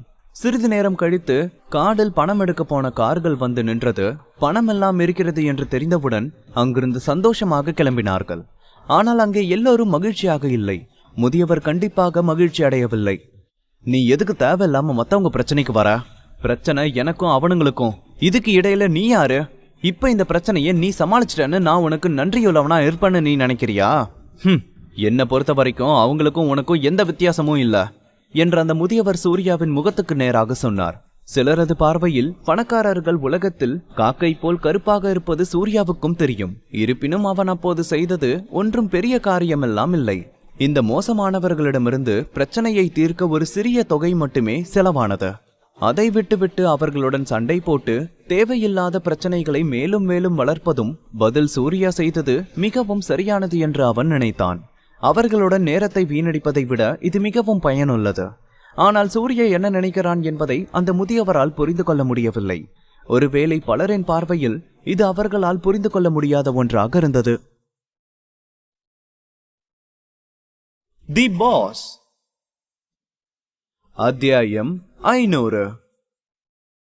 சிவப்பு தலைய நாட்கள் பணம் கிடைத்த சந்தோஷத்தில் சத்தம் போட்டுக்கொண்டே அங்கிருந்து சென்றார்கள். ஆனால் அங்கே எல்லோரும் மகிழ்ச்சியாக இருந்தது போல தெரியவில்லை. அதிலும் முதியவர் கண்டிப்பாக மகிழ்ச்சியாக இல்லை. அந்த முதியவர் சூர்யாவின் மேல் பெரும் கோபம் கொண்டார். ஆனால் சூர்யா என்ன நினைக்கிறான் என்பதை அந்த முதியவரால் புரிந்து கொள்ள முடியவில்லை. ஒருவேளை பலரின் பார்வையில் இது அவர்களால் புரிந்து கொள்ள முடியாத ஒன்றாக இருந்தது. இங்க பாருங்க, நான் இங்க தெரிஞ்சு எந்த தப்பும் பண்ணல. ஐரா உங்களை தேடி வந்திருக்கா. அவ எந்த பிரச்சனையும் இல்லாம உங்க கூட இருக்கணும்னு நான் நினைச்சேன், அவ்வளவுதான். உங்களுக்கு பிடிக்காட்டி சொல்லுங்க, நான் இப்பவே இங்க இருந்து போறேன். நீங்களும் ஐராவும் கொஞ்ச நேரம் அமைதியா பேசி முடித்ததுக்கு அப்புறம் நான் வரேன் என்று பொறுமையாக சொன்னான் சூர்யா. ஒருவேளை சூர்யா இப்படி சொன்னது அந்த முதியவருக்கு கோபத்தை ஏற்படுத்தி இருக்கக்கூடும். இருந்தாலும் சூர்யா சொன்னதுதான். ஆனால் அதை தொடர்ந்து அந்த முதியவர் நேரடியாக எதுவும் சொல்லவில்லை. என்ன இருந்தாலும் அங்கே முடிந்த பிரச்சனை அவரோடதுதானே. அவர் திரும்பி சற்றே கோபத்துடன் தனது சொந்த வீட்டிற்கு திரும்பினார். அவர் எதுவும் பேசாததால் சூர்யா தான் சொன்னதில் என்ன தப்பு இருக்கிறது என்று நினைத்தான். பெரியவர் முன்னே கோவித்து சென்றதும் ஐரா அவரை தொடர்ந்து செல்ல ஐராவின் பின்னால் சூர்யாவும் நடந்தான். அந்த அறை பெரிதாக இல்லை. ஆனால் அங்கே 3 அல்லது 4 பேர் உட்கார வைப்பது ஒரு பிரச்சனையாக இருக்காது. முதியவர் மீண்டும் உள்ளே சென்று ஒரு ஸ்டூலில் அமர்ந்தார். அவர் எதுவும் பேசாததால் டீயை பற்றி யோசிக்க வேண்டிய அவசியம் சூர்யாவுக்கு இல்லை. நான் ஏன் உங்களை பார்க்க வந்திருக்கேன்னு இந்நேரம் உங்களுக்கு தெரிஞ்சிருக்கும் தானே என்று ஐரா கேட்டாள். சூர்யா அவர்கள் ஏதோ அசாத்தியமான விஷயங்களை பற்றி பேசுவது போல் அமைதியாக கேட்டுக்கொண்டிருந்தான். முதியவர் ஆமாம் என்பது போல தலையசைத்தார். இப்படி நடக்கும்னு நான் எதிர்பார்க்கல. ஆனா இதெல்லாம் சாதாரணமானதுதான். நீ இல்லைன்னா எங்களால எதுவும் பண்ணியிருக்க முடியாது என்று அந்த முதியவர் சொன்னார். அதை கேட்டு சூர்யா திகைத்து போனான். இந்த நேரத்தில் ஐரா மீண்டும் பேச ஆரம்பித்தாள். இதெல்லாம் ஒரு சுழற்சியா இருந்தாலும் நாம இப்படியே இருக்கக்கூடாது. நாம அவங்க என்ன பண்றாங்களோ அதையே திரும்பி நாம பண்ணிடணும். ஆனா நீங்க இங்க வந்து பல வருஷமா ஒழிஞ்சு வாழ்ந்துகிட்டு இருக்கீங்க. அந்த மாதிரி பொடியனுங்க எல்லாம் கிண்டல் பண்ற அளவுக்கு நீங்க மாறிட்டீங்க. இதெல்லாம் நீங்க ஆரம்பத்திலேயே கண்டிச்சிருக்கணும் என்று ஐரா அந்த முதியவரை பார்த்து கொஞ்சம் அதிருப்தியில் சொன்னாள். கதவுக்கு வெளியே இருந்து வந்த காலடி சத்தம் கேட்டது. திரும்பி பார்த்தபோது முதியவரை போலவே தோற்றமளிக்கும் ஒரு மனிதனை கண்டான். அவன் மிகவும் இளமையாக தெரிந்தான். மகேஷ் ஜோஷியும் வீட்டில் ஒரு விருந்தாளியை பார்ப்பான் என்று எதிர்பார்க்கவில்லை. ஆனாலும் அவன் கொஞ்சம் சாந்தமாக, அப்பா கெஸ்ட் யாராவது வந்திருக்காங்களா என்று கேட்டான். முதியவர் ஆமாம் என்று மட்டும் தலையசைத்தார், எதுவும் பேசவில்லை. என்னப்பா இது, வந்தவங்களுக்கு ஒரு டீ கூட கொடுக்காம நிக்க வச்சு பேசிக்கிட்டு இருக்கீங்க? நீங்க 2 பேரும் எதுவும் தப்பா நினைச்சுக்காதீங்க, அப்பா எப்பவும் இப்படிதான் என்று சொல்லிவிட்டு ஜோஷி ஒரு ஸ்டூலை எடுத்து சூர்யா மற்றும் ஐராவிடம் கொடுத்தார். சூர்யாவும் சிரித்துக்கொண்டே ஸ்டூலை எடுத்தான். இருப்பினும் ஐரா முதியவரை கோபமாக பார்த்தாள். அவள் தனது பதிலுக்காக காத்திருந்தாள். முதியவர் கொஞ்சம் சங்கடமாக உணர்ந்ததால் என்ன சொல்வது என்று தெரியாமல் திகைப்புடன் ஐராவை பார்த்து கொண்டிருந்தார். முதியவரும் ஐராவின் பார்வையை உணர்ந்தார். ஆனால் எதுவும் பேசவில்லை. இன்னும் அவர்களிடம் பேசியது பெரியவரின் மகன் மகேஷ் ஜோஷி தான். உடனே அந்த முதியவர், நான் அதை பத்தி கொஞ்சம் யோசிக்கணும் என்று ஐராவிடம் சொன்னார். நீங்க யோசிப்பீங்கன்னு நான் நம்புறேன். நான் உங்களுக்கு ஒரு நாள் தரேன். நான் நாளைக்கு திரும்பி வரேன் என்று ஒரு உயர்ந்த தோணில் ஐரா சொன்னாள். ஆனால் இறுதி வரை ஜோஷி அவளுக்கு கொடுத்த ஸ்டூலில் ஐரா அமரவே இல்லை. அவள் பக்கத்தில் அமர்ந்திருந்த சூர்யாவிடம் போலாம் என்று சொன்னாள். அப்படியே அமர்ந்திருந்த சூர்யாவும் திகைத்தான். இருப்பினும் அவன் இன்னும் மன்னிப்பு கோரிய முகத்துடன் ஜோஷியின் முகத்தை பார்த்தான். பின்னர் ஏற்கனவே வெளியேறிய ஐராவை பின்தொடர்ந்தான். வெளியே சென்றதும் சூர்யா ஆர்வமாக, நீங்கெல்லாம் என்ன பண்ணிக்கிட்டு இருக்கீங்க? நீங்கெல்லாம் ஏற்கனவே கிராண்ட் மாஸ்டர்கள். அப்படி இருக்கும்போது எதுக்காக எல்லாரும் ஒன்னு சேரணும்னு சொல்ற? நீங்கெல்லாம் சேர்ந்து ஏதோ பெருசா பண்ண போறீங்கன்னு மட்டும் சொல்லிடாத என்று சூர்யா ஐராவை பார்த்து கேட்டான். கிராண்ட் மாஸ்டர்கள் இருக்கிறார்களா என்ற கேள்வி எல்லோருக்குமே ஆரம்பத்திலிருந்தே இருந்தது. இப்போது அவர்கள் இருக்கிறார்கள் என்று தெரிந்துவிட்டது. அப்படி இருக்கும்போது அவர்கள் அனைவரும் எதையாவது பற்றி கவலைப்பட ஆரம்பித்தால் அது என்ன வகையான பயங்கரமான விஷயமாக இருக்கும் என்று கற்பனை செய்து பார்க்க முடியாது. ஒருவேளை எல்லோரும் ஆர்வமாக இருப்பார்கள். அதில் சூர்யாவும் விதிவிலக்கல்ல. இருப்பினும் இந்த முறை சூர்யாவின் கேள்விக்கு ஐராவின் பதில்கள் பெரும்பாலான எதிர்வினைகள் அப்படியே இருந்தன. எதுவும் பேசாமல் அவர்கள் காரை நிறுத்திய இடத்தை நோக்கி நடந்தாள். அவள் வெளியே சென்ற சிறிது நேரத்திலேயே ஜோஷி கூச்சலிட்டு அவர்களை பின்னாலிருந்து துரத்தி வந்தான். கொஞ்சம் இருங்க என்ற அவன் சத்தம் இருவருக்கும் கேட்டது. சூர்யா நின்றான். ஆனால் ஐரா அதை பற்றி கவலைப்படாமல் இன்னும் காரை நோக்கி நடந்தாள். ஜோஷி சூர்யா நின்று கொண்டிருந்த இடத்திற்கு வந்ததும், என்னாச்சு, ஏன் இப்படி ஓடி வர? உங்க அப்பா ஏதாவது சொன்னாரா என்று சூர்யா ஜோஷியை பார்த்து கேட்டான். என்னதான் வேகமாக மகேஷ் ஓடி வந்திருந்தாலும் அவனின் சுவாசம் நீண்டதாகவும் சீராகவும் இருந்தது. அவன் அவசரமாக ஓடி வந்திருந்தான். ஆனால் பெரிதாக மூச்சு வாங்கியது போல தெரியவில்லை. அவனை பார்க்கும்போது அவன் இதற்கு முன்பு சில தற்காப்பு கலைகளையும் பயிற்சி செய்திருக்கலாம் என்று சூர்யா நினைத்தான். அப்படி வந்து பக்கத்தில் இருந்தவன் சூர்யாவின் கேள்வியை கேட்டதும், ஒரு நாள் போதும்னு அந்த பொண்ணுகிட்ட எங்க அப்பா சொல்ல சொன்னாரு என்று ஜோஷி சொன்னான். சூர்யாவிற்கு அவன் சொன்னது புரியவில்லை. அவன் சொன்னதை மீண்டும் ஒரு முறை சொல்ல வேண்டும் என்று சூர்யா நினைத்தான். ஆனால் அவன் சொன்ன இந்த வாக்கியத்துடன் திரும்பிச் சென்றான். சூர்யா அந்த வாக்கியத்தின் அர்த்தத்தை பற்றி யோசித்தான். பின்னர் அவன் அதுவரை கேட்ட அனைத்தையும் பற்றி யோசித்தான். அவனால் அதை புரிந்து கொள்ள முடியவில்லை என்று தோன்றியது. அதனால் அவன் காருக்கு திரும்பி நடந்தான். காரில் அமர்ந்திருந்த ஐரா ஏற்கனவே முன் சீட்டில் அமர்ந்திருந்தாள். அவள் சீட்டில் சாய்ந்து கண்களை மூடிக்கொண்டு ஓய்வெடுத்தாள். அவங்க அப்பாவுக்கு ஒரு நாள் போதும்னு சொல்ல சொன்னாராமா என்று சூர்யா சொன்னான். இதை கேட்டதும் கண்ணை திறக்காமல் அலட்சியமாக, அந்த முதியவர் உண்மையாவே புரியாத புதிர்தான் என்று ஐரா சொன்னாள். கடைசி வரைக்கும் சூர்யாவுக்கு அவர்களுக்குள் இருக்கும் மர்மம் புரியவில்லை. இருப்பினும் இரவு தங்குவதற்கு ஒரு இடத்தை கண்டுபிடிக்க அவன் காரை ஓட்டினான். அவர்கள் நாளை மீண்டும் இங்கு வரவேண்டியிருக்கலாம். அருகில் ஒரு நகரம் இருந்தது. ஆனால் அருகில் இருந்த நகரத்துக்கும் அவர்களுக்கு இடையேயான இடைவெளி கொஞ்சம் அதிகம் இருந்தது. எனவே சூர்யா அவர்களுக்கு நகரத்திற்கு அருகிலுள்ள ஒரு ஹோட்டலை கண்டுபிடிக்க வேண்டி இருந்தது. அந்த நகரம் பார்க்க ஒரு நல்ல இடமாக தெரிந்தாலும் ஒரு நல்ல ஹோட்டலை கண்டுபிடிக்க இன்னும் கொஞ்சம் தூரம் அவர்கள் போக வேண்டியிருந்தது. இருப்பினும் அவர்கள் புது இடத்தில் இருந்ததால் அவர்களால் அவ்வளவு எளிதில் எதையும் செய்ய முடியவில்லை. மறுபுறம் ஐரா அதை பற்றி பெரிதாக அலட்டிக் கொள்ளவில்லை. அவள் மலைக்காட்டில் கூட தங்க முடிந்தால் அவளுக்கு இதை பற்றி எந்த பிரச்சனையும் இருக்காது. அவர்கள் இருவரும் தனித்தனி அறை எடுத்து தங்கினார்கள். அவர்கள் ஓய்வெடுத்து பெரியவர் ரவீந்திரானை சந்திக்கும் அடுத்த நாளுக்காக காத்திருந்தனர். அறையில் சூர்யா தன்னை சுத்தம் செய்து கொண்டிருக்கும் போது அறையின் கதவை யாரோ தட்டினர். அதை கேட்டு சூர்யா ஆர்வமானான். ஒருவேளை அவனிடம் ஏதாவது பேச வேண்டும் என்று ஐரா கதவை தட்டுகிறாள் என்று நினைத்தான். ஆனால் அவன் கதவை திறக்கும் முன் மீண்டும் ஒரு நிமிடத்தில் மீண்டும் யாரோ கதவை தட்டினார்கள். உடனே நின்றுவிடும் என்று நினைத்த சூர்யா இம்முறை சத்தம் நிற்கவில்லை. அப்போதுதான் இன்னும் ஆர்வமாக நடந்து சென்றான். ஐராவை தவிர அது வேறு யாராகவும் இருக்க வாய்ப்பில்லை என்று சூர்யா நினைத்தான். ஆனால் கதவை திறந்தபோது இப்படி ஒருவன் இருப்பான் என்று எதிர்பார்க்கவில்லை. சிவப்பு தலை இளைஞன் அங்கே நின்று கொண்டிருப்பதை பார்த்து சூர்யா திகைத்தான். அவன் சூர்யாவை பார்த்து சில நொடிகளில், பிரதர், நீங்க எப்படி இங்க என்று சூர்யாவை பார்த்து அன்புடன் வரவேற்றான். நீங்க என்னடா பண்ற என்று சூர்யா அவனை பார்த்து கேட்டான். பிரதர், பாத்தீங்களா, இந்த விதி நம்மள மறுபடியும் பார்க்க வச்சிருச்சு. உங்களை இங்க பாப்பேன்னு நான் கொஞ்சம் கூட நினைக்கல என்று சிவப்பு தலையன் சூர்யாவிடம் பாசத்தை பொழிந்தான். சூர்யா கொடுத்த அந்த 30 லட்சம் அவனை மகிழ்வித்தது போல தோன்றியது. சூர்யாவுக்கு அவனை தொந்தரவு செய்ய விரும்பவில்லை. இருந்தாலும் ஒரு சின்ன கனமான தோணியில், நீ இப்ப எதுக்கு கதவை தட்டினான்னு மட்டும் எனக்கு தெளிவா சொல்ல என்று சூர்யா கேட்டான்.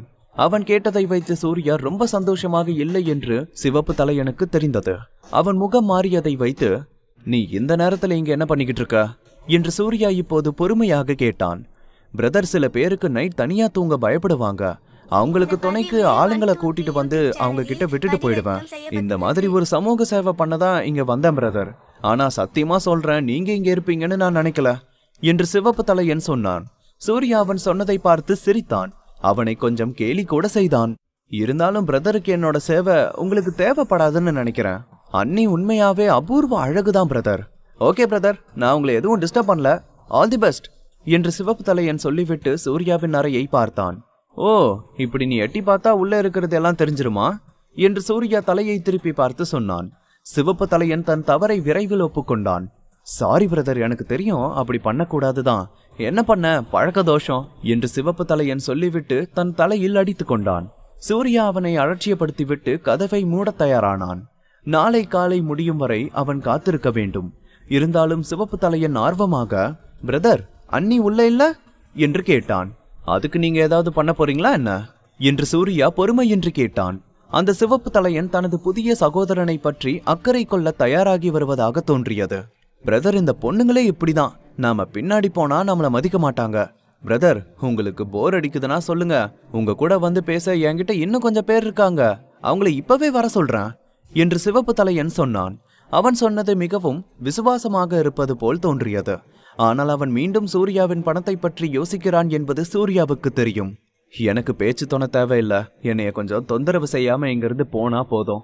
என்ன கொஞ்ச நேரம் ரெஸ்ட் எடுக்க விடுடா என்று பேசிக்கொண்டே சிவப்பு தலையன் இனி என்ன சொல்ல நினைக்கிறான் என்று கவலைப்படாமல் நேரடியாக கதவை அடைத்தான்.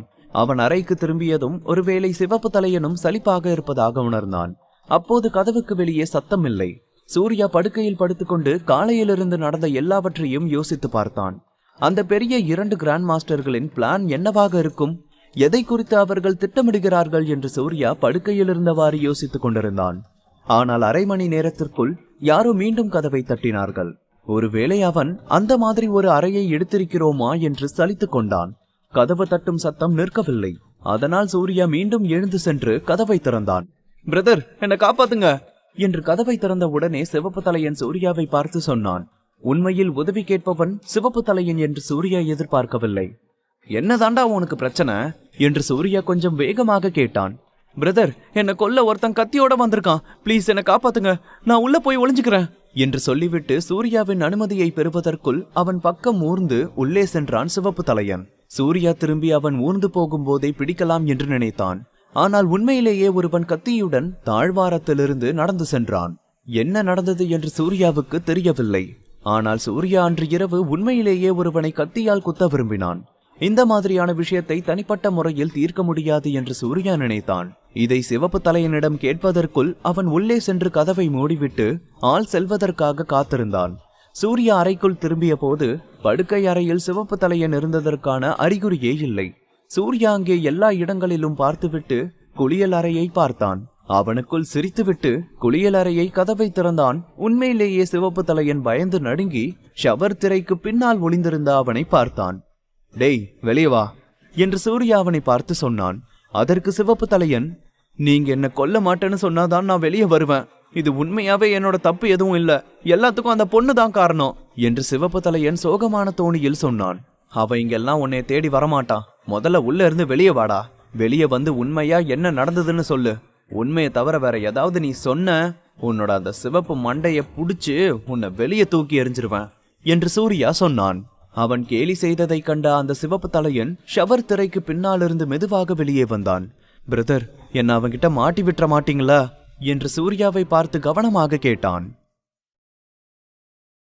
தி பாஸ், அத்தியாயம் 501. பிரதர், என்ன அவன்கிட்ட மாட்டி விட்டுற மாட்டீங்களா என்று சூர்யாவை பார்த்து கவனமாக கேட்டான். அவன் குளியல் அறையை விட்டு வெளியே வந்தான். சிவப்பு தலையன் சூர்யாவின் அறைக்குள் வந்து ஒரு கலவரமே பண்ணியது போல இருந்தது சூர்யாவுக்கு. இருந்தாலும் சூர்யாவுக்கு அவன் மேல் கோபம் வந்ததாக தெரியவில்லை. சூர்யாவும் சிவப்பு தலையனும் படுக்கை அறைக்குள் சென்றார்கள். அப்போது சிவப்பு தலையன் படுக்கை அறைக்குள் செல்வதற்கு முன் சூர்யா அவனை மேலும் கீழும் பார்த்தான். சூர்யா முன்னே செல்ல சிவப்பு தலையன் அவனை பின்தொடர்ந்தான். சூர்யா படுக்கையில் அமர்ந்தான்.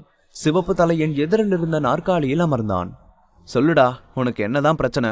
என்னை ஏன் தூங்க விட மாட்டேங்கிற என்று சூர்யா சிவப்பு தலையனை பார்த்து கேட்டான். பிரதர், இதுல உண்மையாவே என்னோட தப்பு எதுவும் இல்ல. அவனோட பொண்டாட்டி தான் அந்த நகையை விக்கணும்னு என்கிட்ட வந்து கொடுத்தா. எனக்கு கமிஷன் வருதுன்னு வித்து கொடுத்துட்டேன். இதுல என்ன தப்பு இருக்குன்னு நீங்களே சொல்லுங்க. இதுக்கு போய் அவன் என்னைய வெட்ட வரான். அவன் பொண்டாட்டி தான் வந்து என்கிட்ட கொடுத்தா. அதுக்கு நான் என்ன பண்ண முடியும்? என்னோட அண்ணா இப்ப ஊர்ல இல்ல. அவன் மட்டும் இருந்திருக்கட்டும், இவனுக்கு கைமா பண்றதுனா என்னன்னு காமிச்சிருப்பேன் என்று சிவப்பு தலையன் சொன்னான்.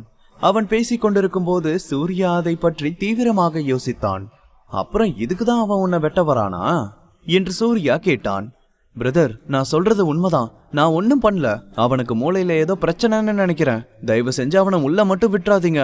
அப்புறம் எனக்கு வேற வழி இல்லாம அவனோட கை காலை தனித்தனியா வெட்டி எங்கேயாவது வீசிடுவேன் என்று சிவப்பு தலையன் கொஞ்சம் கூட யோசிக்காமல் சொன்னான். சூர்யாவுக்கு அவன் கொஞ்சம் பயந்தவனாகவும் அதே சமயம் இரக்கமற்றவனாகவும் இருப்பதை உணர்ந்தான். ஆனால் சூர்யா எதுவும் அவனிடம் சொல்லவில்லை மற்றும் அவனை பற்றி கவலைப்பட வேண்டிய எந்த அவசியமும் இல்லை. சரிடா, கொஞ்ச நேரம் இங்கே இரு. அவன் போனதுக்கு அப்புறம் நீ போயிடு என்று சூர்யா பொறுமையாக சொன்னார். ஆனால் சிவப்பு தலையன் கெஞ்சினான். பிரதர், நான் என்னோட அண்ணா வர வரைக்கும் இங்க இருந்துக்கிட்டுமா? ஒருவேளை நான் வெளியே போய் அவன் என்ன பார்த்துட்டானா அப்புறம் பாவம் அவன் குடும்பத்துல ஒரு ஆம்பளை இல்லாம போயிடுவான் என்று சிவப்பு தலையன் சொன்னான். அவன் என்னதான் அப்படி சொன்னாலும் சூர்யாவுக்கு பொறுமை இல்லை. ஏனெனில் ஏற்கனவே 2 முறை அவன் சூர்யாவை தொந்தரவு செய்திருந்தான். ஆனால் அவர்கள் இருவரும் பேசிக் கொண்டிருக்கும் போது மீண்டும் யாரோ கதவை தட்டினார்கள். சிவப்பு தலையன் பயத்துடன் கதவை பார்த்தான். அவனை கொல்ல கத்தியுடன் இருப்பவனாக இருக்குமோ என்று நினைத்தான். சூர்யாவுக்கும் அங்கே நடந்து கொண்டிருப்பது சுத்தமாக பிடிக்கவில்லை. ஒருவேளை சிவப்பு தலையனை கொல்ல வந்தவன் மட்டும் வெளியே நின்று கொண்டிருந்தால் அவன் இன்னும் பைத்தியமாக மாறியிருப்பான். அவனால் தேவையில்லாத ஒரு பிரச்சனை வருவதை சூர்யா விரும்பவில்லை. அதனால் சூர்யா சிவப்பு தலையனை குளியலறையில் மறைத்து வைத்தான். நான் கூப்பிடுற வரைக்கும் வெளியே வராதா என்று சொல்லிவிட்டு குளியலறையை விட்டு வெளியே வந்தான். வெளியே வந்து கதவை திறக்கச் சென்றான்.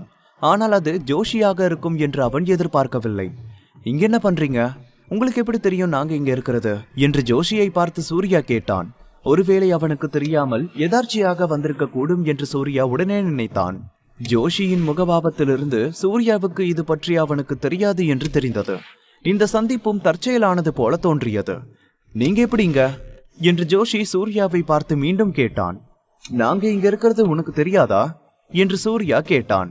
நான் என்னோட ஃப்ரெண்டை தேடி வந்தேன். ஆனா உங்களை இங்க பாப்பான்னு நினைக்கல. நீங்க இங்க என்ன பண்ணிக்கிட்டு இருக்கீங்க என்று ஜோஷி கேட்டான். அவன் ஏற்கனவே தெளிவாக விளக்கி இருந்ததால் சூர்யா இங்கே ஜோஷியை சந்தித்ததில் ஆச்சரியமில்லை. அதனால் அவனை பார்த்து, இப்படி எல்லா ரூம் கதவையும் தட்டுறதுக்கு பதிலா கீழே போய் எந்த ரூம்னு கேட்க வேண்டியதானே என்று சூர்யா கேட்டான். அவன் இந்த பக்கம் வந்த மாதிரி இருந்துச்சு. ஆனா அவன் எந்த ரூமுக்குள்ள போனான்னு தெரியல என்று ஜோஷி சொன்னான். சூர்யா சரி என்று தலையசைத்தான். ஆனாலும் அவன் இன்னும் கொஞ்சம் எதையோ யோசித்துக் கொண்டே இருந்தான். இருந்தாலும் ஜோஷி அவனிடம் மேற்கொண்டு எதையும் சொல்ல தயாராக இல்லாததால் சூர்யா மேலும் கேள்விகள் எதுவும் கேட்கவில்லை. இருப்பினும் ஜோஷி ஒரு வெள்ளை சிவப்பு தலையனை மட்டும் தேடலாம் என்று நினைத்தான். நீங்க தேடுற உங்க ஃப்ரெண்டுக்கு ரெட் ஹேர் இருக்குமா என்று சூர்யா ஜோஷி பார்த்து நேரடியாக கேட்டான். இல்ல இல்ல என்று ஜோஷி சொன்னான். ஜோஷி தேடி வந்தது சிவப்பு தலையன் இல்லை என்று தெரிந்த பிறகு சூர்யா மேற்கொண்டு எதுவும் சொல்ல வேண்டியதில்லை. பின்னர் ஜோஷி அவனிடமிருந்து விடை பெற்றான். சிவப்பு தலையனை தான் தேடுகிறீர்களா என்று சூர்யா நேரடியாக கேட்டதுக்கு காரணம் ஆரம்பத்திலிருந்தே சிவப்பு தலையனை மறைக்க நினைத்ததுதான். நேரடி மோதலாக இல்லாத வரையில் ஜோஷியிடம் சொல்ல மனம் வரவில்லை. இருப்பினும் ஜோஷி தேடிக்கொண்டிருந்த நபர் சிவப்பு தலையன் இல்லை. தன் அறைக்கு திரும்பிய பிறகு சூர்யா, டே சிவப்பு தலையா, வெளியே வா. உன்னை யாரும் தேடி வரல. நீ போய் ஒளிஞ்சு விளையாட வேற இடம் ஏதாவது பார்த்துக்கோ என்று சொல்லிவிட்டு சிவப்பு தலையனின் கண்களை பார்க்காமல் வெளியே துரத்தினான். அதன் பிறகு அந்த இரவும் மிகவும் அமைதியாக சென்றது. ஆனால் மறுநாள் காலையில் சைரன் ஒலித்தது. அவர்களது ஹோட்டல் வாசலில் ஆம்புலன்ஸ் நிற்கும் என்று அவன் எதிர்பார்க்கவில்லை. யாரோ இறந்தது போல் இருந்தது. சூர்யா கவலைப்படவில்லை. இறப்பது என்பது அன்றாட வாழ்வுகளில் ஒன்று என்றும், மேலும் அவனுக்கும் ஐராவுக்கும் அவர்களின் சொந்த விஷயங்கள் இருந்தன என்று நினைத்தான். ஆனால் போலீஸ் விசாரணை கொஞ்சம் தாமதமானதால் விசாரணை முடிவதற்குள் மதியமாகிவிட்டது. அதே நேரத்தில் இறந்தவர் யார் என்பதை சூர்யா கண்டுபிடித்தான். கடைசியில் சிவப்பு தலையன் வெட்டப்படுவான் என்று அவன் நினைக்கவில்லை. ஆனால் சிவப்பு தலையன் இருந்து கிடப்பதை பார்த்தாலும் சூர்யா நேற்று அவனை அறையை விட்டு துரத்தியதில் எந்த தவறும் செய்ததாக நினைக்கவில்லை. போலீஸ் விசாரணையில் அவன் எதுவும் பேசவில்லை. நடைபாதையில் கண்காணிப்பு கேமராக்கள் எதுவும் இல்லை. தனக்கு ஒன்றும் தெரியாது என்று மட்டும் சொல்லிக்கொண்டு மிகவும் அயர்ந்து தூங்கினான். இன்னொரு பக்கம் ஐராவுக்கும் அப்படிதான் நடந்தது. அதற்கும் அவர்களுக்கும் எந்த சம்பந்தமும் இல்லை. மேலும் நேரடி சந்தேகம் இல்லாததால் சூர்யாவும் ஐராவும் இயல்பாக விடுவிக்கப்பட்டனர். போலீஸ் சென்றவுடன் பெரியவர் ரவீந்திரன் வீட்டிற்கு விரைந்து செல்லும்படி ஐரா சூர்யாவை வற்புறுத்தினாள். அவர்கள் அருகிலுள்ள நகரத்தில் இருந்ததால் அவர்கள் அங்கு செல்ல அதிக நேரம் எடுத்துக்கொள்ளவில்லை. அவர்கள் ரவீந்திரன் வீட்டிற்கு வந்தபோது ஜோஷி மூலாம்பழம் விதைகளை சாப்பிட்டுக் கொண்டிருந்தான். என்னோட அப்பா உங்களுக்காக தான் ரொம்ப நேரம் வெயிட் பண்ணிட்டு இருக்காரு என்று ஜோஷி சொன்னான்.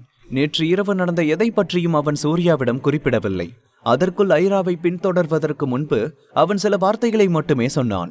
சூர்யாவும் ஐராவும் ஜோஷியை பின்தொடர்ந்தார்கள். அவங்க வந்துட்டாங்க என்று ஜோஷி அவரிடம் சொன்னான். முதியவர் அங்கே உட்கார்ந்து குழாயை புகைத்துக் கொண்டிருந்தார். சூர்யாவும் மற்றவர்களும் உள்ளே வந்ததும் தலை நிமிரவே இல்லை. ஒரு நாள் ஃபுல்லா யோசிச்சுட்டு உங்களுக்கு விருப்பம் இல்லைன்னு மட்டும் சொல்லிடாதீங்க என்று நேரடியாக கேட்டாள் ஐரா. எப்படி ஐராவால் இப்படி ஒரு கேள்வியை கேட்க முடியும் என்று சூர்யா யோசித்துக் கொண்டிருந்தான். ஆனால் முதியவர் உண்மையில் ஆமாம் என்று தலையை ஆட்டுவார் என்று அவன் எதிர்பார்க்கவில்லை. ஆனால் ஐரா அதை எப்படி பார்க்க போகிறாள் என்று சூர்யாவுக்கு எதுவும் தெரியவில்லை. அதை வைத்து அவன் முதியவரை பற்றிய புரிதலாக மட்டுமே சூர்யா எடுத்துக்கொண்டான். நல்லது, அப்படின்னா நீங்க ஒரு கோழை, இப்பவே எல்லாம் முடிஞ்சு. அப்ப நான் உங்களுக்கு பண்ணி கொடுத்த ப்ராமிஸை நான் திரும்ப வாங்கிக்கிறேன் என்று ஐரா எந்தவித தயக்கமும் இல்லாமல் சொன்னாள். அவள் பேசி முடித்ததும் முதியவர், நீ அப்படி பண்ணக்கூடாது என்று முதியவர் சொன்னார். ஏன் முடியாது? இதுதானே நம்ம ஃபர்ஸ்ட்ல இருந்து ஒத்துக்கிட்டோம். நீங்க எதுக்கும் வரலன்னு சொன்னதுக்கு அப்புறம் அதுக்கு மேல நீங்க எந்த உரிமை கொண்டாட முடியாது என்று ஐரா வேகமாக சொன்னாள். சூர்யாவுக்கு புரியவில்லை. அவர்கள் இருவரையும் மாற்றி மாற்றி பார்த்து கொண்டான். இந்த இரண்டு பேரும் என்ன பேசுகிறார்கள் என்று அவனுக்கு சுத்தமாக தெரியவில்லை. ஆனால் அது மிகவும் விலை மதிப்பற்றதாக இருக்க வேண்டும் என்று அவன் உணர்ந்தான். அது இப்ப என்கிட்ட இல்ல, அதனாலதான் அதை உன்கிட்ட இப்ப என்னால கொடுக்க முடியாது என்று முதியவர் கொஞ்சம் பொறுமையாக சொன்னார். என்ன சொல்றீங்க நீங்க? உங்ககிட்ட அது இல்லையா? நீங்க அதை தொலைச்சிட்டேன்னு சொல்றீங்களா? அது எப்படி சாத்தியம்? உங்ககிட்ட இருந்து அதை எப்படி வேற ஒருத்தங்க திருட முடியும் என்று ஐரா வேகமாக கேட்டாள். என்னால எதுவும் சொல்ல முடியாது, ஆனா நான் இனி எதுக்கும் வரல என்று முதியவர் குரல் நடுங்க சொன்னார். இப்படிப்பட்ட வார்த்தைகளால் எப்படி ஐரா திருப்தி அடைய முடியும்? அவள் கோபத்துடன் முதியவரை பார்த்தாள். ஆனால் ஒருவேளை அவர்களின் நெருங்கிய உறவின் காரணமாக அவள் அவரை உடனடியாக தாக்காமல் இருந்தாள். நீங்க ஏன் அப்படி பண்ணீங்கன்னு எனக்கு தெரியல, ஆனா 12 புத்த தாமர விதைகளை அசால்ட்டா வந்து தொலைச்சிட்டேன்னு சொல்றீங்க. வேற யாராவது கிட்ட அது கிடைச்சா என்ன நடக்கும்னு உங்களுக்கு தெரியுமா என்று அதிருப்தியில் ஐரா அவரை பார்த்து கேட்டாள்.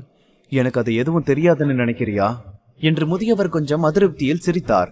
பரவலா, நான் அதை பத்தி ஒருபோதும் வருத்தப்படல என்று ஐரா சொன்னாள்.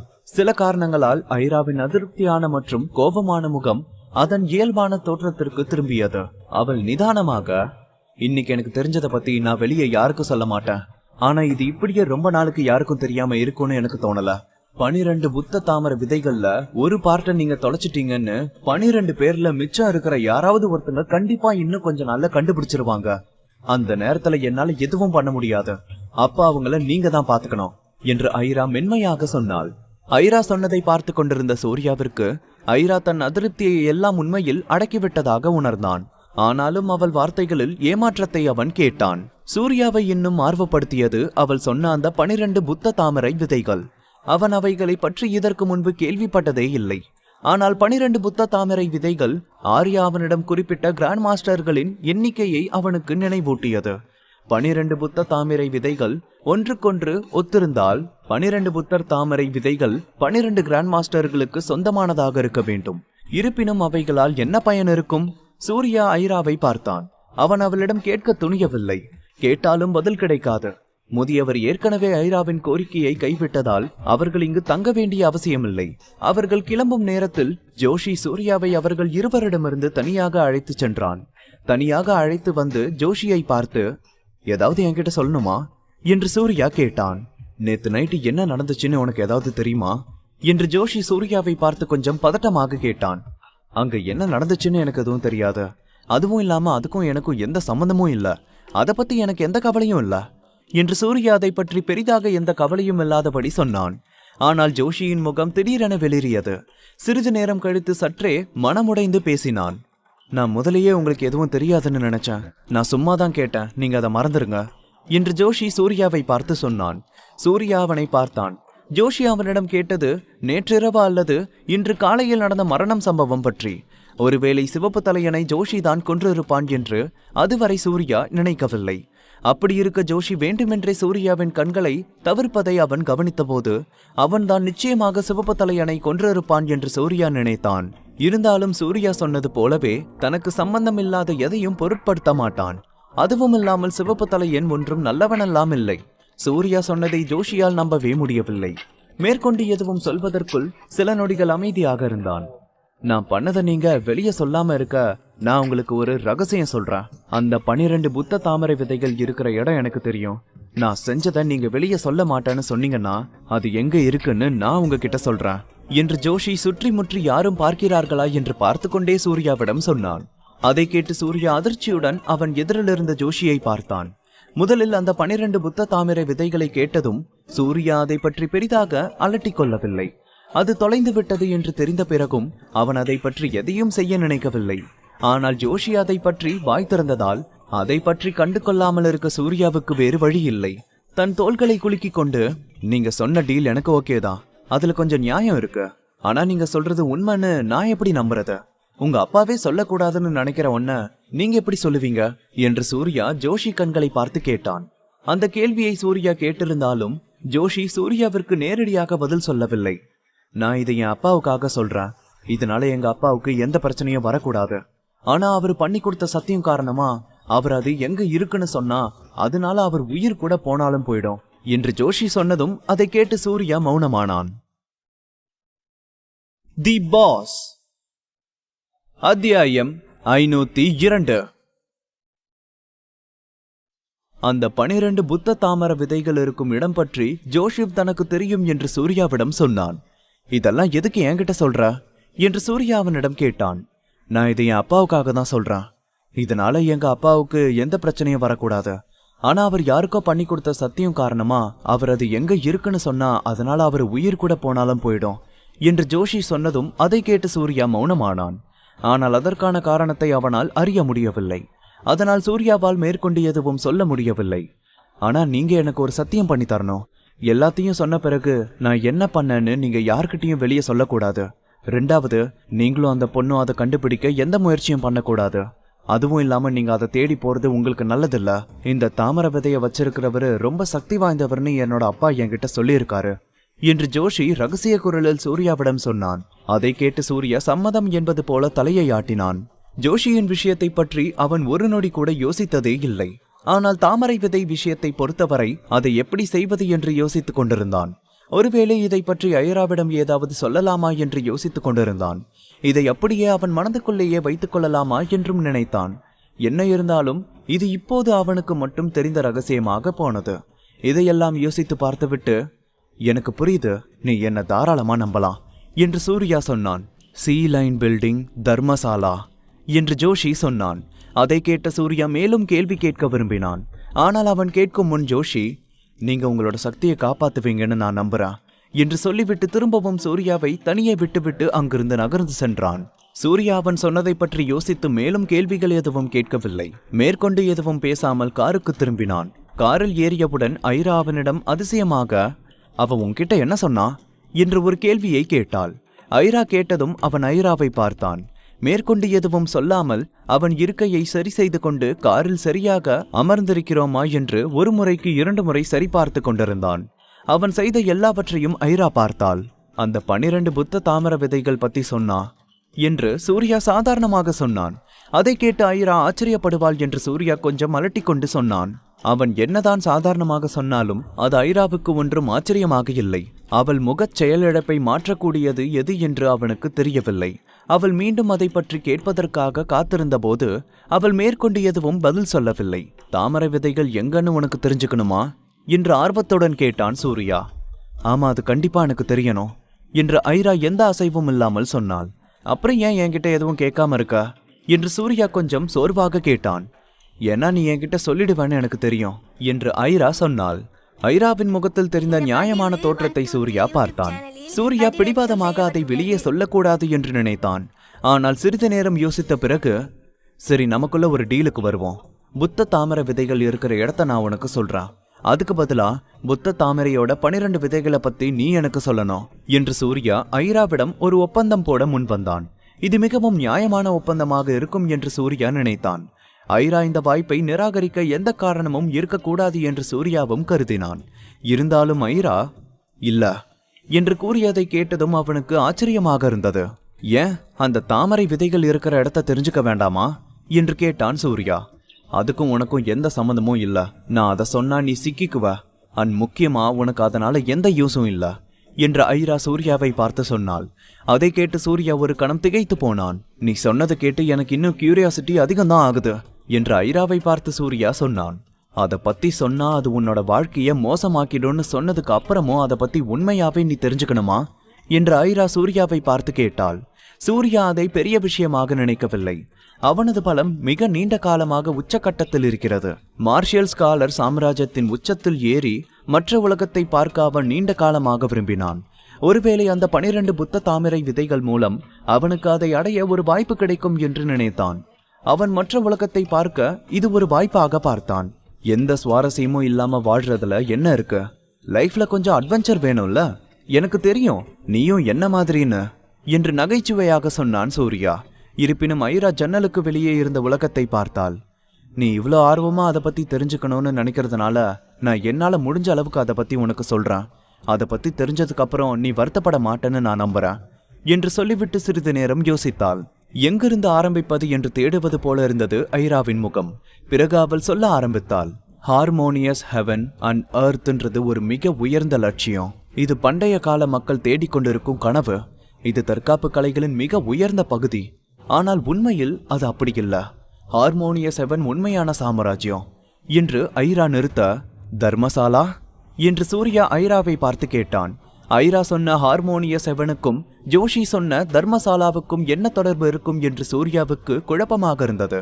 அதன் அர்த்தம் அவனுக்கு புரியவில்லை. தர்மசாலா நகரம் ஹிமாச்சலில் இருப்பது சூர்யாவுக்கு தெரியும். தர்மசாலா, அதை பண்டைய காலத்துல தர்மா என்று அழைத்தார்கள். அது முதலில் சடங்குகள் மற்றும் சம்பிரதாயங்களின் பதிவுகளில் எழுதப்பட்டது. இது உலகத்தின் தர்மம், ஒரு சிறந்த கற்பனாவாத உலகம். ஆனால் அவர்கள் தற்காப்பு கலைகளின் துறையில் இருந்தார்கள் என்பது யாருக்கும் தெரியாது. அந்த சடங்குகள் அவர்களை முழுமையாக அனுமதிக்கும் ஒரு மண்டலமாகும். அதன் மூலம் உடலின் முழு சக்தியையும் ஒருநிலைப்படுத்தும் பயிற்சியை வளர்த்து கொள்ள அவர்களால் முடிந்தது. அதன் பிறகு அவர்களுக்கு எந்த கட்டுப்பாடும் இல்லை. அவர்கள் கட்டுகள் இல்லாத நிலையில் இருந்தார்கள் என்று ஐரா சொல்லிக் கொண்டிருந்தாள். அதை கேட்டுக்கொண்டிருந்த சூர்யா, இப்படி ஒரு விளக்கத்தை கேட்பது இதுவே முதல் முறை. ஆனால் கிராண்ட் மாஸ்டர் சாம்ராஜ்யத்தை அடைந்த பிறகுதான் அவர்களுடன் தொடர்பு கொள்ள முடியும். மறுபுறம் ஐரா ஏற்கனவே விளக்கம் அளித்திருந்தாள். ஆனால் பண்டைய தற்காப்பு கலைகள் இப்போது குறைந்து விட்டதால் சூட்டர்களின் அடிச்சுவடுகள் மெதுவாக குறைந்தது. அவர்கள் படிப்படியாக முன்னேறுவதை நிறுத்தினார்கள். அந்த காலகட்டத்தில் பண்டைய கால தற்காப்பு கலைகளிலிருந்து வித்தியாசத்தை ஏற்படுத்துவதற்காக தற்போதைய தற்காப்பு கலைஞர்கள் பழைய சுவடுகளை அழித்தார்கள். பண்டைய தற்காப்பு கலைகளின் சகாப்தத்துடன் ஒப்பிடும்போது தற்போதைய அமைப்பு இதற்கு நேர்மாறானது. உண்மையில் இரண்டுக்கும் இடையே ஒரு குறியீட்டு நிலை உள்ளது என்று ஐரா சொன்னாள். பௌத்த கிழக்கில் தேய்கிறது என்று சொல்வார்கள். வரலாற்றின் இந்த பகுதியை சூர்யா இன்னும் அறிந்திருந்தான்.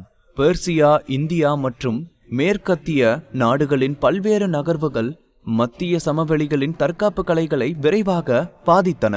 மிக முக்கியமாக பௌத்த தர்ம மரபு வடக்கு மற்றும் தெற்கு ஷாவோலின் எவ்வாறு தற்காப்பு கலை மாஸ்டர் பதவியை விரைவாக எடுத்தார்களோ அதேபோல் அவர்கள் தற்காப்பு கலைஞர்களால் தற்காப்பு கலை டைட்டான்களாக மதிக்கப்பட்டனர். ஆனால் ஆரம்பத்திலிருந்தே அவர்கள் மத்திய சமவெளியிலிருந்து வரவில்லை. எனவே தற்காப்பு கலைகளின் அசல் நிலையை தாக்கிய பிறகு, கவனித்து ஜீர்ணித்த பிறகு அவர்கள் படிப்படியாக தற்போதைய தற்காப்பு கலைகளின் மிக முக்கியமான ரகசியத்துடன் தொடர்புடையது என்று ஐரா சொன்னாள். தர்மசாலாவோட தொடர்புடையதா என்று சூர்யா ஐராவை பார்த்து கேட்டான். அது எனக்கு தெரியாது. ஆனா புராணத்தின்படி 12 புத்த தாமர விதைகளை பெற்ற பிறகு அவர்கள் தர்மசாலாவை அறிவார்கள். மேலும் அவர்கள் உலகின் ஒருங்கிணைத்த பகுதி என்ற சாம்ராஜ்யத்தை அடைய முடியும். இது யாருக்கும் தெரியாத ரகசியம். இதை கிராண்ட் மாஸ்டர்களான நாங்கள் எல்லோரும் சேர்ந்து பாதுகாத்து வருகிறோம் என்று ஐரா சொன்னாள். அதுதான் உங்ககிட்ட அந்த புத்த தாமரையின் 12 விதைகள் இருக்குதானே? அதை வச்சு நீங்க ஏன் உள்ள போய் அது என்ன ரகசியம்னு தெரிஞ்சுக்க கூடாது? அதை விட்டுட்டு தேவையில்லாம அதை பாத்துக்கிறேன்னு சொல்லிட்டு இருக்கீங்க. அந்த ரகசியம் உங்க முன்னாடி தான் இருக்கு, ஆனா உங்களால ஏன் எதுவும் பண்ண முடியல என்று ஆர்வத்துடன் கேட்டான் சூர்யா. ஆனால் ஐரா அதற்கு பதில் சொல்லவில்லை. சூர்யாவின் கேள்விக்கு அவள் பதில் சொல்லிவிட்டால் போல இருந்தது. இப்போது ரவீந்திரனின் தாமரை விதை எங்கே என்று அறிய அவள் இன்னும் ஆவலாக இருந்தாள். சூர்யாவால் அவளிடம் எதையும் மறைக்க முயற்சிக்கவில்லை.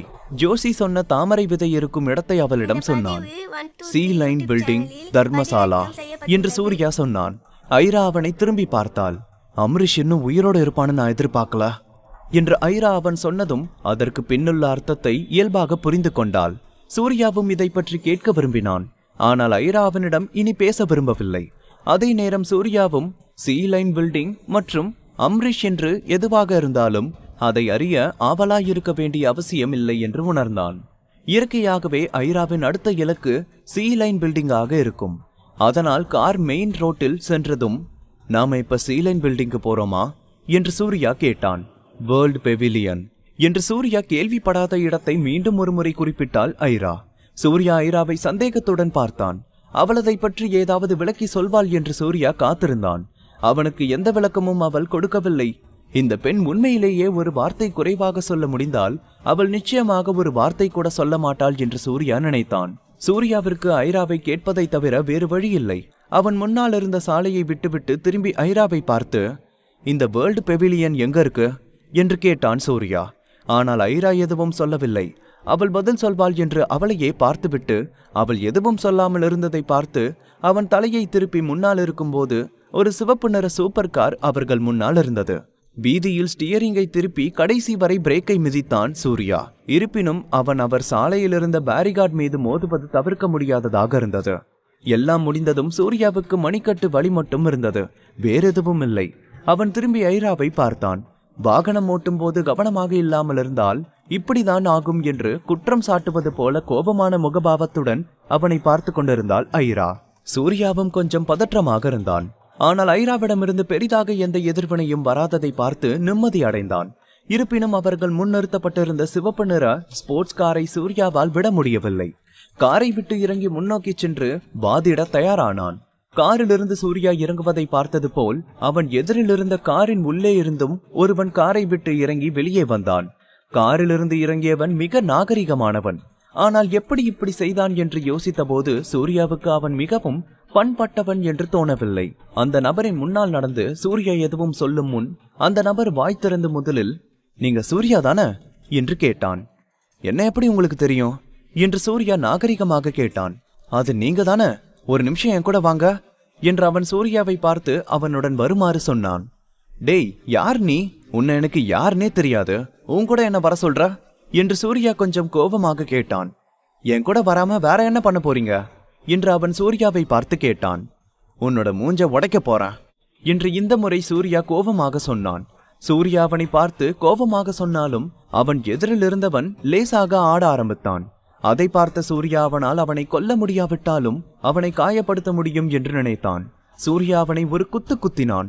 அவன் சூர்யா குத்தியதை சமாளித்தான். நீங்க மிகவும் சக்தி வாய்ந்தவர்னு எனக்கு தெரியும், என்னால உங்களை தோக்கடிக்க முடியாது. ஆனா நீங்க என் கூட இப்ப வரலனா அப்புறம் நீங்க பின்னால வருத்தப்படுவீங்கன்னு நான் நினைக்கிறேன் என்று அவன் பேசி முடிக்கும் வரை காத்திருக்காமல் சூர்யா இன்னொரு குத்து குத்தினான். அவனுக்கு சண்டை தெரியும் போல இருந்தது.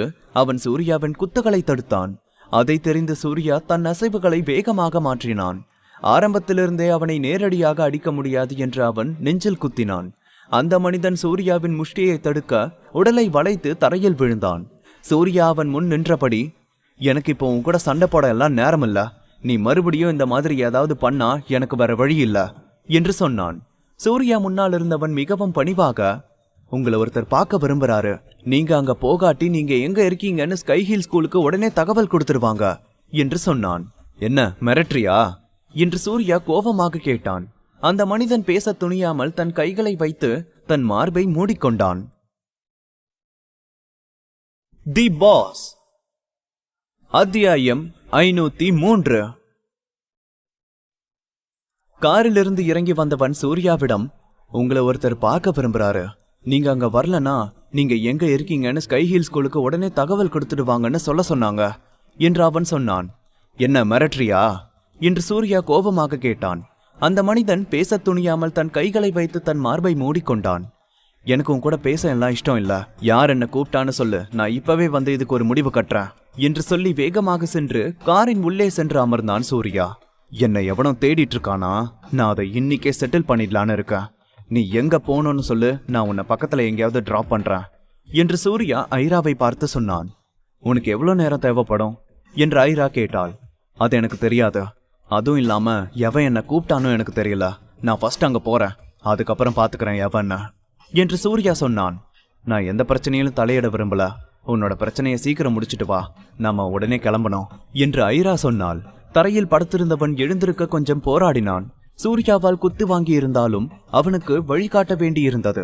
அவனுக்கு பின்னால் வருபவன் தேவையில்லாம பிரச்சனை பண்ணுபவர்களுக்கு பாடம் நடத்துவதில் வல்லவன். ஸ்போர்ட்ஸ் கார் மீண்டும் இயக்கப்பட்டது. சூர்யாவின் கார் தொடரும் வகையில் அவனது வேகம் இருந்தது. சில கிலோமீட்டர் தூரம் சென்றதும் அந்த சிவப்பு ஸ்போர்ட்ஸ் கார் ஒரு வளைவில் திரும்பியது. முன்னால் சென்றவனை பின்தொடர்ந்து சூர்யாவும் வளைவில் திரும்பினான். அவர்கள் அங்கிருந்த ஒரு சிறிய கிராமத்தை கடந்து சென்றனர். கிராமம் முடிந்து சிறிது தூரம் சென்ற பிறகு ஒரு சிறிய பாதையில் நுழைந்தார்கள். இருப்பினும் இந்த பாதை பிரதான சாலையிலிருந்து ஒரு திருப்பமாக இருந்தாலும் அது குறிப்பிட்ட அளவு ஆழமாகவும் விசாலமாகவும் இருந்தது. இது பிரதான சாலையை விட தாழ்வாக இல்லை. சாலையின் முடிவில் ஒரு வில்லா இருந்தது. சூர்யாவை பார்க்க நினைத்தவர்கள் அங்கே இருந்தார்கள். அந்த நபருக்கு சூர்யாவை உடனே பார்க்க வேண்டும் என்ற ஆசை இருந்தாலும் சூர்யாவை கெஸ்ட் ரூமிலேயே சிறிது நேரம் காத்திருக்க வைத்தனர். ஒரு முதியவர் ஊன்றுகோலை பிடித்துக்கொண்டு மெதுவாக படிக்கட்டுகளிலிருந்து இறங்கி வந்தார். அவருக்கு பின்னால் ஒரு பெண் கையில் எதையோ பிடித்து கொண்டிருந்தாள். அது ஒரு துணியால் மூடப்பட்டிருந்தது. அது என்னவென்று யாருக்கும் தெரியவில்லை. அவர்களை பார்த்து எழுந்து நிற்காமல் சூர்யாவும் ஐராவும் அப்படியே அமர்ந்திருந்தார்கள். சூர்யா அமர்ந்திருந்த இடத்தை நோக்கி அந்த முதியவர் ஒரு புன்னகையுடன் நடந்து வந்து கொண்டிருந்தார். சூர்யாவின் பக்கத்து இருந்த நாற்காலியில் அமர்ந்து கொண்ட பிறகு, மாஸ்டர் சூர்யா என்று சூர்யாவை பார்த்து சொன்னார். சூர்யா அவரை பார்த்தான். வயதாகிவிட்டாலும் முகத்தில் சில சுருக்கங்கள் இருந்த போதிலும் முகத்தில் பிரகாசம் இருந்தது. அவரின் முகம் சிவந்து ஆற்றல் நிறைந்ததாக இருந்தது. அது நான் தான், ஆனா அப்படி மத்தவங்க கூப்பிடுறத நான் விரும்புறதில்ல என்று சூர்யா அந்த முதியவரிடம் சொன்னான்.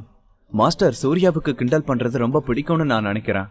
இந்த பிசினஸ் வேர்ல்ட்ல உங்களோட திறமைய பத்தி சொல்லவே வேண்டாம். அசைக்க முடியாத ஒரு இடத்துல இருக்கீங்க. அதுவும் இல்லாம டிரான்ஸ்ஃபார்மிங் ஸ்ட்ரென்த்ன்ற மிக பெரிய பலத்தை வச்சுக்கிட்டு இப்படி எல்லாம் பணிவா என்கிட்ட பேசலாமா மாஸ்டர் சூர்யா என்று அந்த முதியவர் சூர்யாவை பார்த்து சொன்னார். அதற்கு சூர்யா நக்கலாக சிரித்தான். அப்படி இருந்தும் என்ன கூப்பிட உங்க வேலைக்காரனை தானே அனுப்பி வச்சிருந்தீங்க.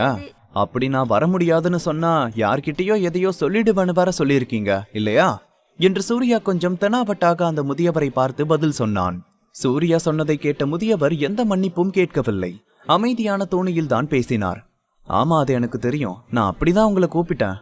நான் இல்லன்னு சொல்லல. ஆனா நான் அப்படி சொல்லாட்டி உங்களை பாக்குறது ரொம்ப கஷ்டம் இல்ல.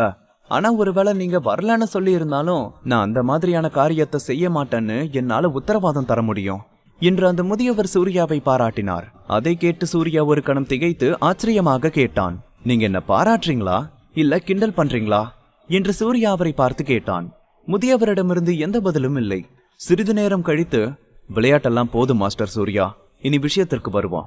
நீங்க ஏற்கனவே இங்க இருப்பதால தேவையில்லாம பேசி உங்க நேரத்தை வீணடிக்க வேண்டான்னு நான் நினைக்கிறேன் என்று முதியவர் சூர்யாவை முட்டாளாக்க விரும்பினார். ஆனால் சூர்யா அவருடன் எதுவும் பேச விரும்பவில்லை. அவன் முதியவரை பார்த்து கொண்டே இருந்தான்.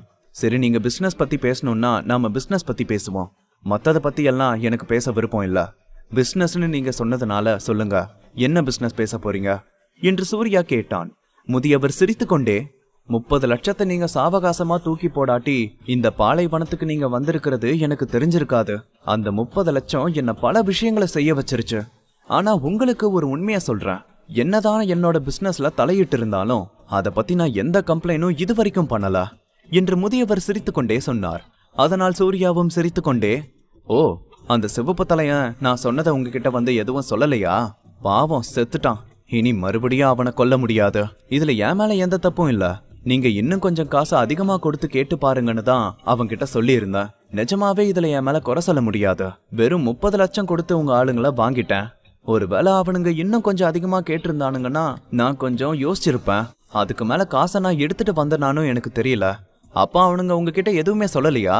என்ன ஆளுங்களை கூட வச்சிருக்கீங்களா என்று சூர்யா அந்த முதியவரை பார்த்து சொன்னான்.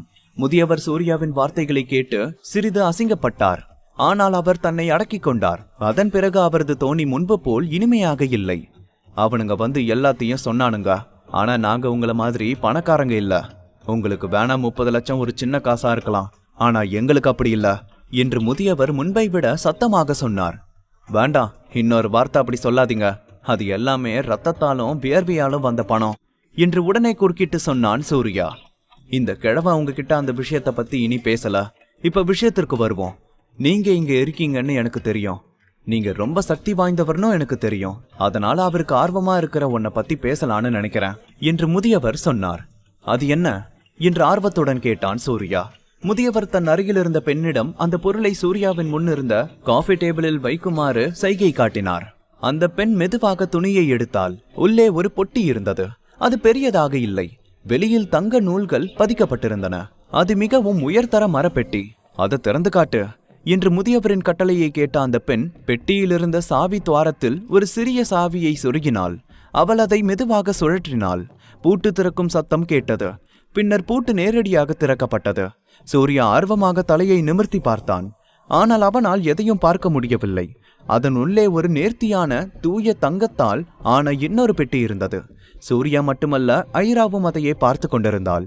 அவர்களின் ஆர்வத்தை பார்த்த முதியவர் தங்கத்தால் செய்யப்பட்ட சிறிய பெட்டியை சூர்யாவின் முன் வைக்குமாறு அந்த பெண்ணிடம் கூறினார். உள்ள என்ன இருக்கு என்று கேட்டான் சூர்யா. உள்ள எந்த முக்கியமான ஒன்றும் இல்ல. ஆனா அதை உங்ககிட்ட காமிக்கிறதுக்கு முன்னாடி நான் உங்ககிட்ட ஒன்னு கேட்கணும்னு நினைக்கிறேன் என்று முதியவர் அந்த பெட்டியை திறக்கும் முன் சூர்யாவை பார்த்து கேட்டார். என்ன கேட்க போறீங்க? பண்றதெல்லாம் பண்ணிட்டு என்னோட பொறுமையை நீங்க ரொம்ப சோதிக்கிறீங்க என்று கொஞ்சம் கோபமாக சொன்னான் சூர்யா. நான் கேட்க போறது முக்கியமான விஷயம்லாம் இல்ல. ஆனா நான் அதை கேட்காட்டி என்னால இதை திறந்து உங்ககிட்ட காமிக்க முடியாது.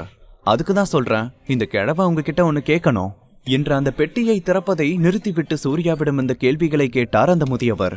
சரி சரி கேளுங்க. உங்கள மாதிரி ஆளுங்களை எனக்கு பிடிக்கவே பிடிக்காது.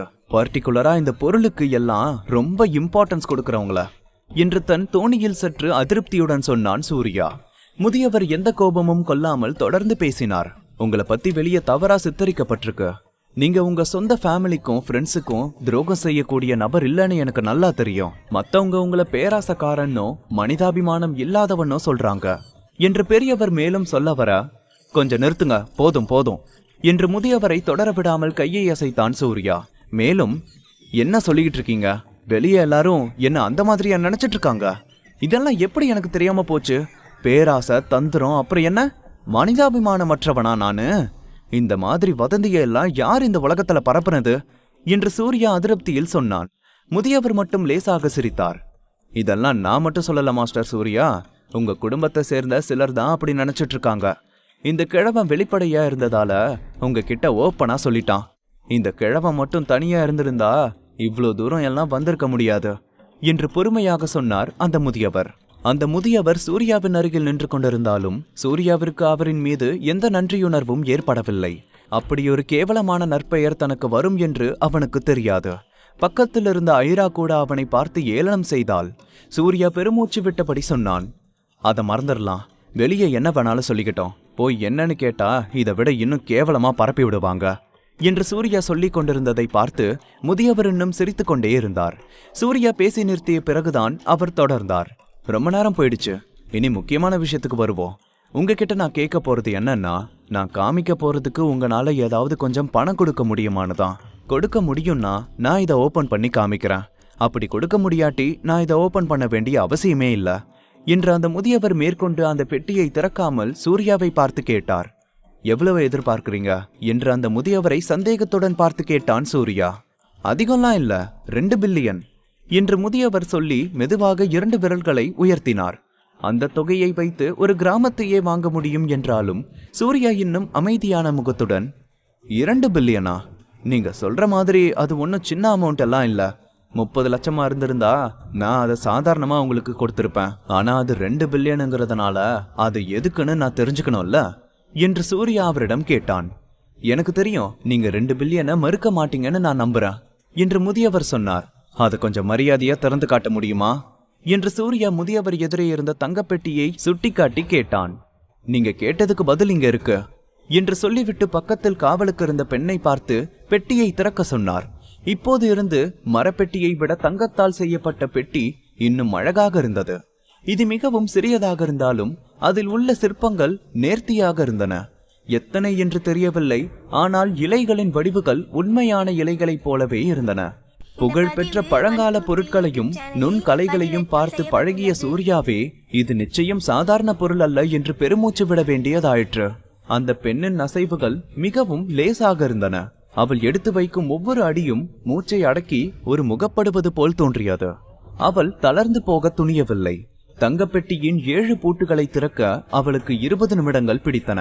அந்த பெண் தான் எடுத்த பல்வேறு கூறுகளை பக்கத்தில் வைத்த பிறகு அவள் பெட்டியின் முன்பக்கத்தை திருப்பினாள். அவள் கடைசி பெட்டியை திறந்ததும் உள்ளே இருந்த மாணிக்கம் நட்சத்திரங்களைப் போல பிரகாசமாக இருந்தது. இறுதியாக சூர்யாவிற்கும் அவனை சுற்றியிருந்த அனைவரின் முன்னாலும் அது தோன்றியது. அந்த பெட்டிகள் ஒரு ஒப்பற்ற தலை சிறந்த கலை படைப்பு என்றால் அந்த ரத்தினம் ஒரு இயற்கையின் தெய்வீக கலை. இவ்வளவு நேர்த்தியான பெட்டியில் என்ன வகையான பொக்கிஷத்தை வைக்கலாம் என்று கேள்வி இருந்தாலும் அதற்கு பதிலாக இவ்வளவு அழகான நகையாக வைக்க முடியும் என்ற பதில் இருந்தது. இரண்டின் கலவையும் மிகவும் நியாயமானது மற்றும் அதில் எந்த சந்தேகமும் இல்லாமல் இருந்தது. எல்லா விஷயங்களிலும் ஆர்வமில்லாதவள் போல் தோன்றிய ஐரா கூட அவள் பார்வையை அதன் மீது இருந்து வெகு நேரம் எடுக்க மனமில்லாமல் பெட்டியையே பார்த்து கொண்டிருந்தாள். தி பாஸ். அத்தியாயம் 504. அந்த முதியவர் அவர் அருகில் இருந்த பெண்ணிடம் சொல்ல அந்த பெண் அந்த பெட்டிகளை திறக்க ஒரு 20 நிமிடங்கள் எடுத்துக்கொண்டாள். 20 நிமிடங்கள் கழித்து உள்ளே அந்த பெட்டிகளை திறந்து அந்த மாணிக்கத்தை அனைவருக்கும் காண்பித்தாள்.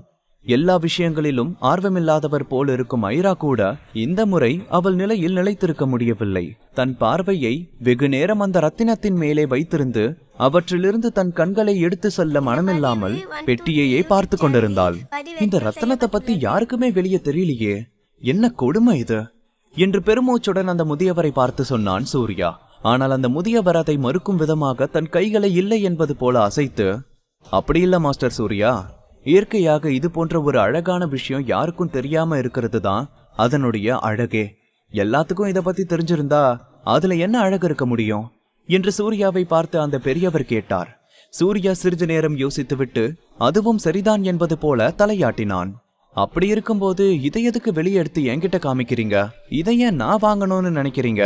நீங்க சொல்றது மாதிரி இதுக்கு மதிப்பு இருக்குன்னா 2 பில்லியன் இதுக்கு கம்மி தான் என்று சூர்யா அந்த ரத்தினத்தை பார்த்து கொண்டே சொன்னான். அதை கேட்டு முதியவர் மீண்டும் கையை அசைத்து, நீங்க தப்பா புரிஞ்சு வச்சிருக்கீங்க. இந்த ரத்தினத்தை நான் ஷேர் பண்ணிக்க தான் ஆசைப்படுறேன். ஒரு காலமும் இதை நான் விற்க மாட்டேன். இந்த கிழவனுக்கு பல விஷயங்கள் பிடிக்காது, அதனால எவ்வளவு கொடுத்தாலும் இதை விற்க நான் ரெடியா இல்ல என்று அந்த முதியவர் சொன்னார். அப்படின்னா 2 பில்லியனை கொடுத்தாலும் இது எனக்கு கிடைக்காதா என்று ஒரு சந்தேகத்துடன் கேட்டான் சூர்யா. மாஸ்டர் சூர்யாவுக்கு பொறுமைங்கிறது கொஞ்சம் கூட இல்லைன்னு நினைக்கிறேன். என்னைய பேசி முடிக்கவே விட மாட்டேங்கிறாரு. நான் சொல்ல வரத கொஞ்சம் பொறுமையா கேளுங்க என்று சூர்யாவை பார்த்து அந்த முதியவர் சொன்னார்.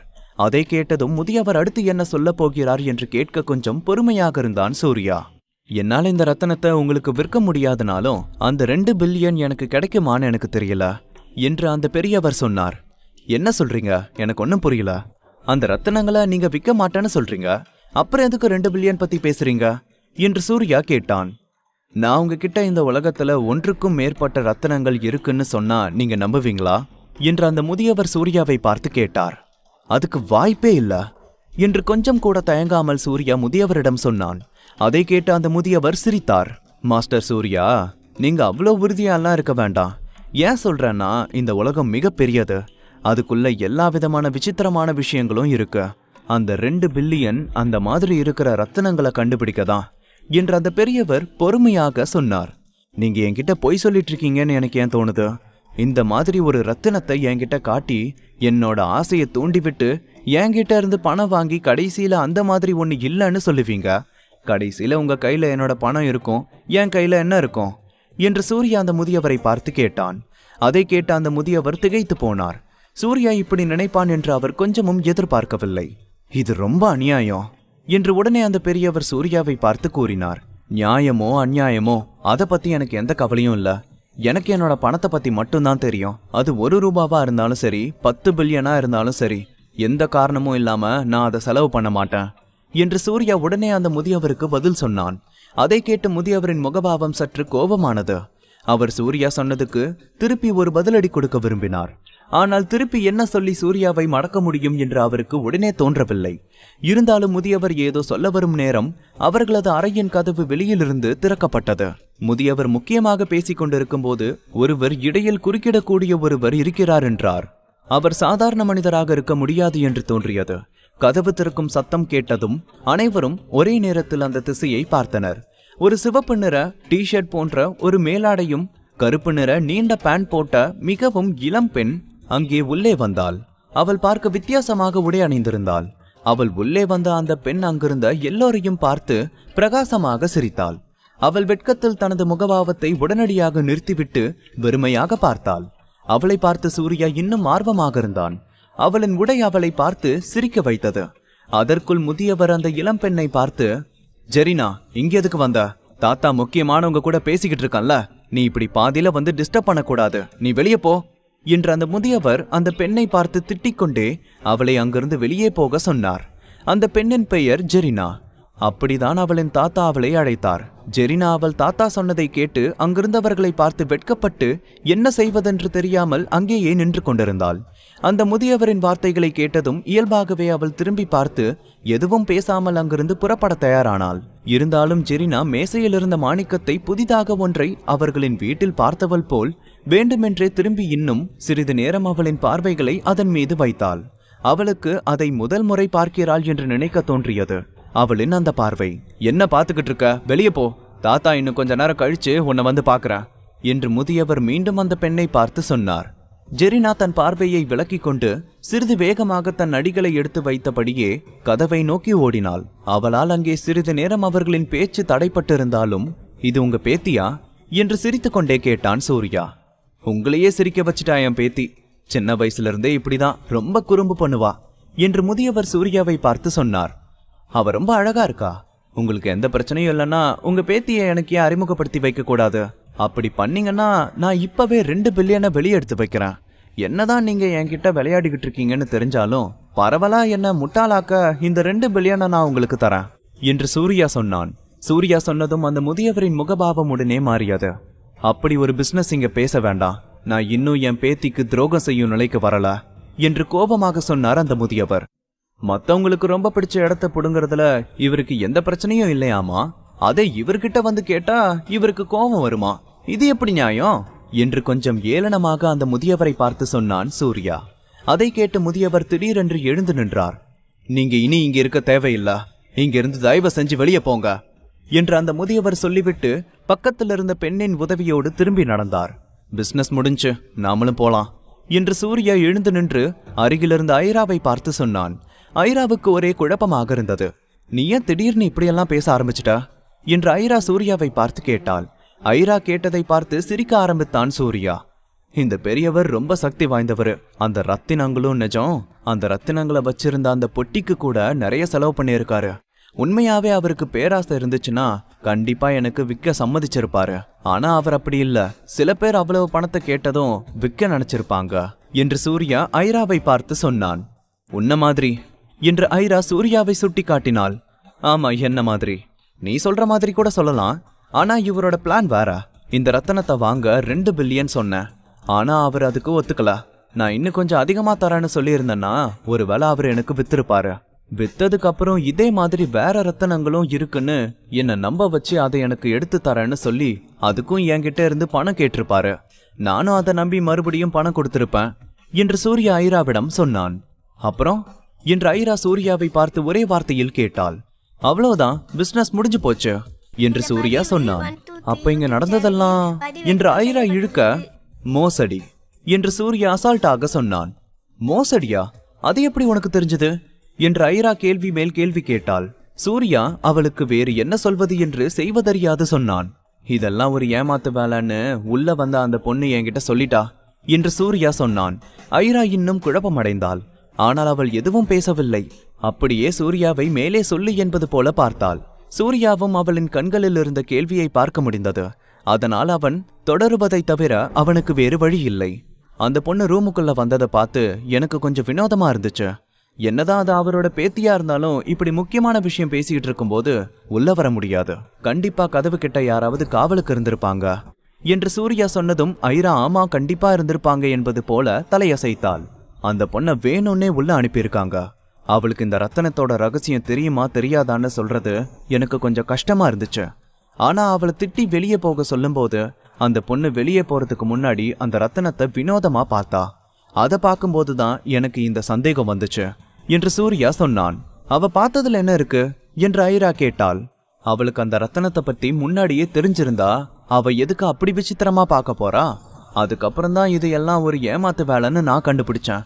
அவரு பேசும்போது முன்னாடி ஒன்னு சொன்னாரு, அது உனக்கு ஞாபகம் இருக்கா? இது அவருக்கு ரொம்ப பிடிச்ச ரத்தனம்னு சொன்னாரு, ஞாபகம் இருக்கா என்று சூர்யா ஐராவை பார்த்து கேட்டான். ஐரா இருக்கு என்பது போல தலையாட்டினாள். இந்த ரத்தனம் அவருக்கு ரொம்ப பிடிச்ச பொருளா இருந்தா அவர் ஒரு தடவை கூடவா அந்த பொண்ணுகிட்ட இத பத்தி சொல்லியிருக்க மாட்டாரு? ஒருத்தருக்கு ஒரு பொருள் ரொம்ப பிடிச்சிருந்தா அதை மத்தவங்களுக்கு காமிச்சு அதை பத்தி சொல்லுவாங்க. அதை விட்டுட்டு எங்கேயாவது தெரியாத இடத்துல போய் ஒளிச்சு வைக்க மாட்டாங்க. அந்த ரத்தனம் அவருக்கு பிடிக்காத ஒண்ணு என்று சூர்யா ஐராவை பார்த்து சொன்னான். அதை கேட்டதும் ஐராவுக்கு என்ன சொல்வது என்று தெரியவில்லை. நீ இப்ப என்ன பண்ண போற என்று சூர்யாவை பார்த்து கேட்டாள் ஐரா. இப்போதைக்கு ஒன்னும் செய்ய வேண்டாம். என்ன இருந்தாலும் இது என் இடம் இல்ல. அவன் என்ன நினைச்சானோ அது நடக்கல. இதுக்கப்புறமும் நாம இங்க நேரத்தை வேஸ்ட் பண்ண வேண்டாம் என்று சிரித்துக்கொண்டே சொன்னான் சூர்யா. ஐரா மேற்கொண்டு வேறு எதுவும் பேசாமல் தலையசைத்தாள். அவர்கள் இருவரும் வில்லாவை விட்டு வெளியேறினர். அவர்கள் வெளியே செல்லும் போது யாரோ அவர்களை பின்னாலிருந்து துரத்தினார்கள். திடீரென ஜெரினா எங்கிருந்தோ ஓடி அவர்கள் முன் வந்து நின்றாள். சூர்யா ஆர்வத்துடன் வந்து நின்று அவளை பார்த்தான். எதிர்பார்த்தபடியே சூர்யாவையும் ஐராவையும் துரத்தி வந்தது அவள்தான். நீங்க எங்களோட கெஸ்ட், அதுக்குள்ள எங்க கிளம்பி போறீங்க என்று ஜெரினா அவர்களை பார்த்து கேட்டாள். சூர்யா எதுவும் சொல்லாமல் கொஞ்சம் தலையசைத்தான். நீ எனக்கு ஒரு உதவி செய்ய முடியுமா என்று ஜெரினா சூர்யாவை பார்த்து கேட்டாள். யார் என்று தெரியாத ஒருவரிடம் உதவி கேட்டது அவளுக்கு கொஞ்சம் வெட்கமாக இருந்தது. சூர்யா ஜெரினாவை பார்த்தான். பின்னர் பக்கத்தில் இருந்த ஐராவை பார்த்தான். ஐரா என்ன நினைக்கிறாள் என்று அவளின் விருப்பத்தை கேட்க விரும்பினான். முகத்தில் கோபத்துடன் சூர்யாவை பார்த்தாள் ஐரா. சூர்யா வேறு வழியின்றி ஜெரினாவிடம், உங்களுக்கு என்ன ஹெல்ப் வேணும்னு எனக்கு தெரியல, இருந்தாலும் சொல்லுங்க, என்னால முடிஞ்சா கண்டிப்பா செய்றேன் என்று சூர்யா ஜெரினாவிடம் சொன்னான். தெளிவான பதில் கிடைக்காவிட்டாலும் அவள் முகத்தில் புன்னகையே இருந்தது. அதன் பிறகு அவள் சூர்யாவையும் ஐராவையும் மீண்டும் வில்லாவுக்குள் அழைத்து சென்றாள். ஜெரினா அவர்களை அழைத்து சென்றது வரவேற்பறை இல்லை, அது ஒரு படுக்கை அறை. அந்த அறைக்குள் நுழைந்தவுடன் அந்த அறையிலிருந்து ஒரு புத்துணர்ச்சியூட்டும் மனம் வீசியது. அது பெண்கள் அணியும் ஒரு பிராக்ரன்ஸ் வாசனை. ஜெரினா அவர்களை இங்கு அழைத்து வருவாள் என்று சூர்யா எதிர்பார்க்கவில்லை. எனவே அவன் இப்போது எங்கே இருக்கிறோம் என்று தெரிந்த பிறகு சுற்றி பார்க்க துணியவில்லை.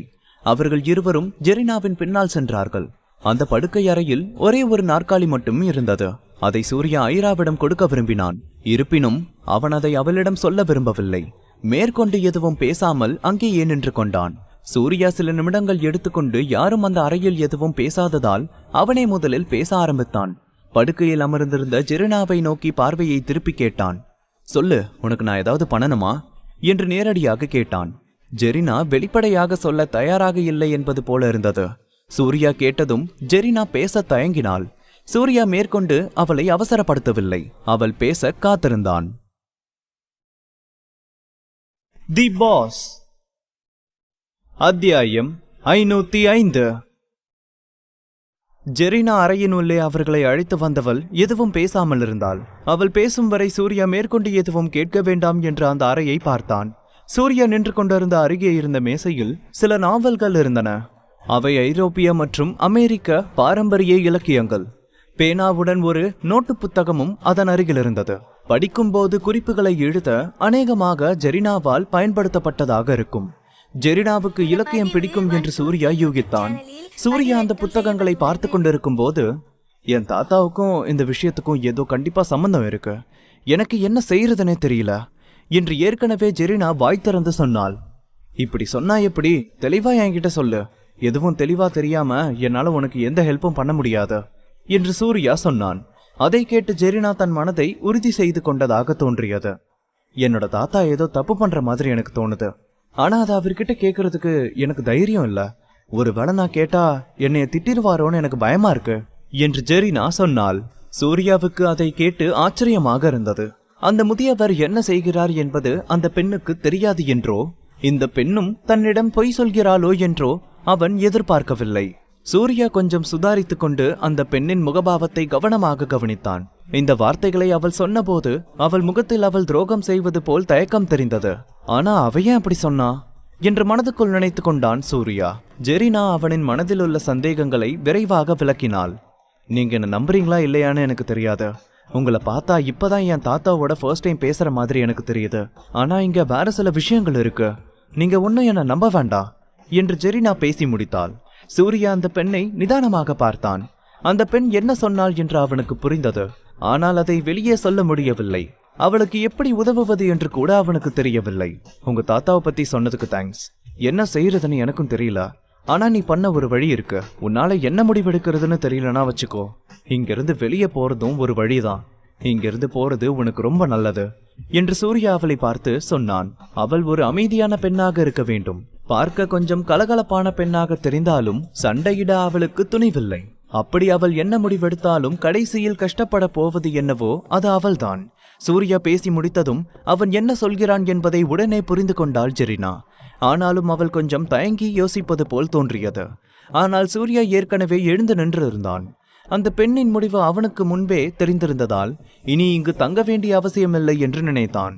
அவள் திரும்பி பார்த்து, அப்பா அதுக்கு நீங்க எனக்கு ஹெல்ப் பண்றீங்களா என்று ஜெரினா சூர்யாவிடம் கேட்டாள்.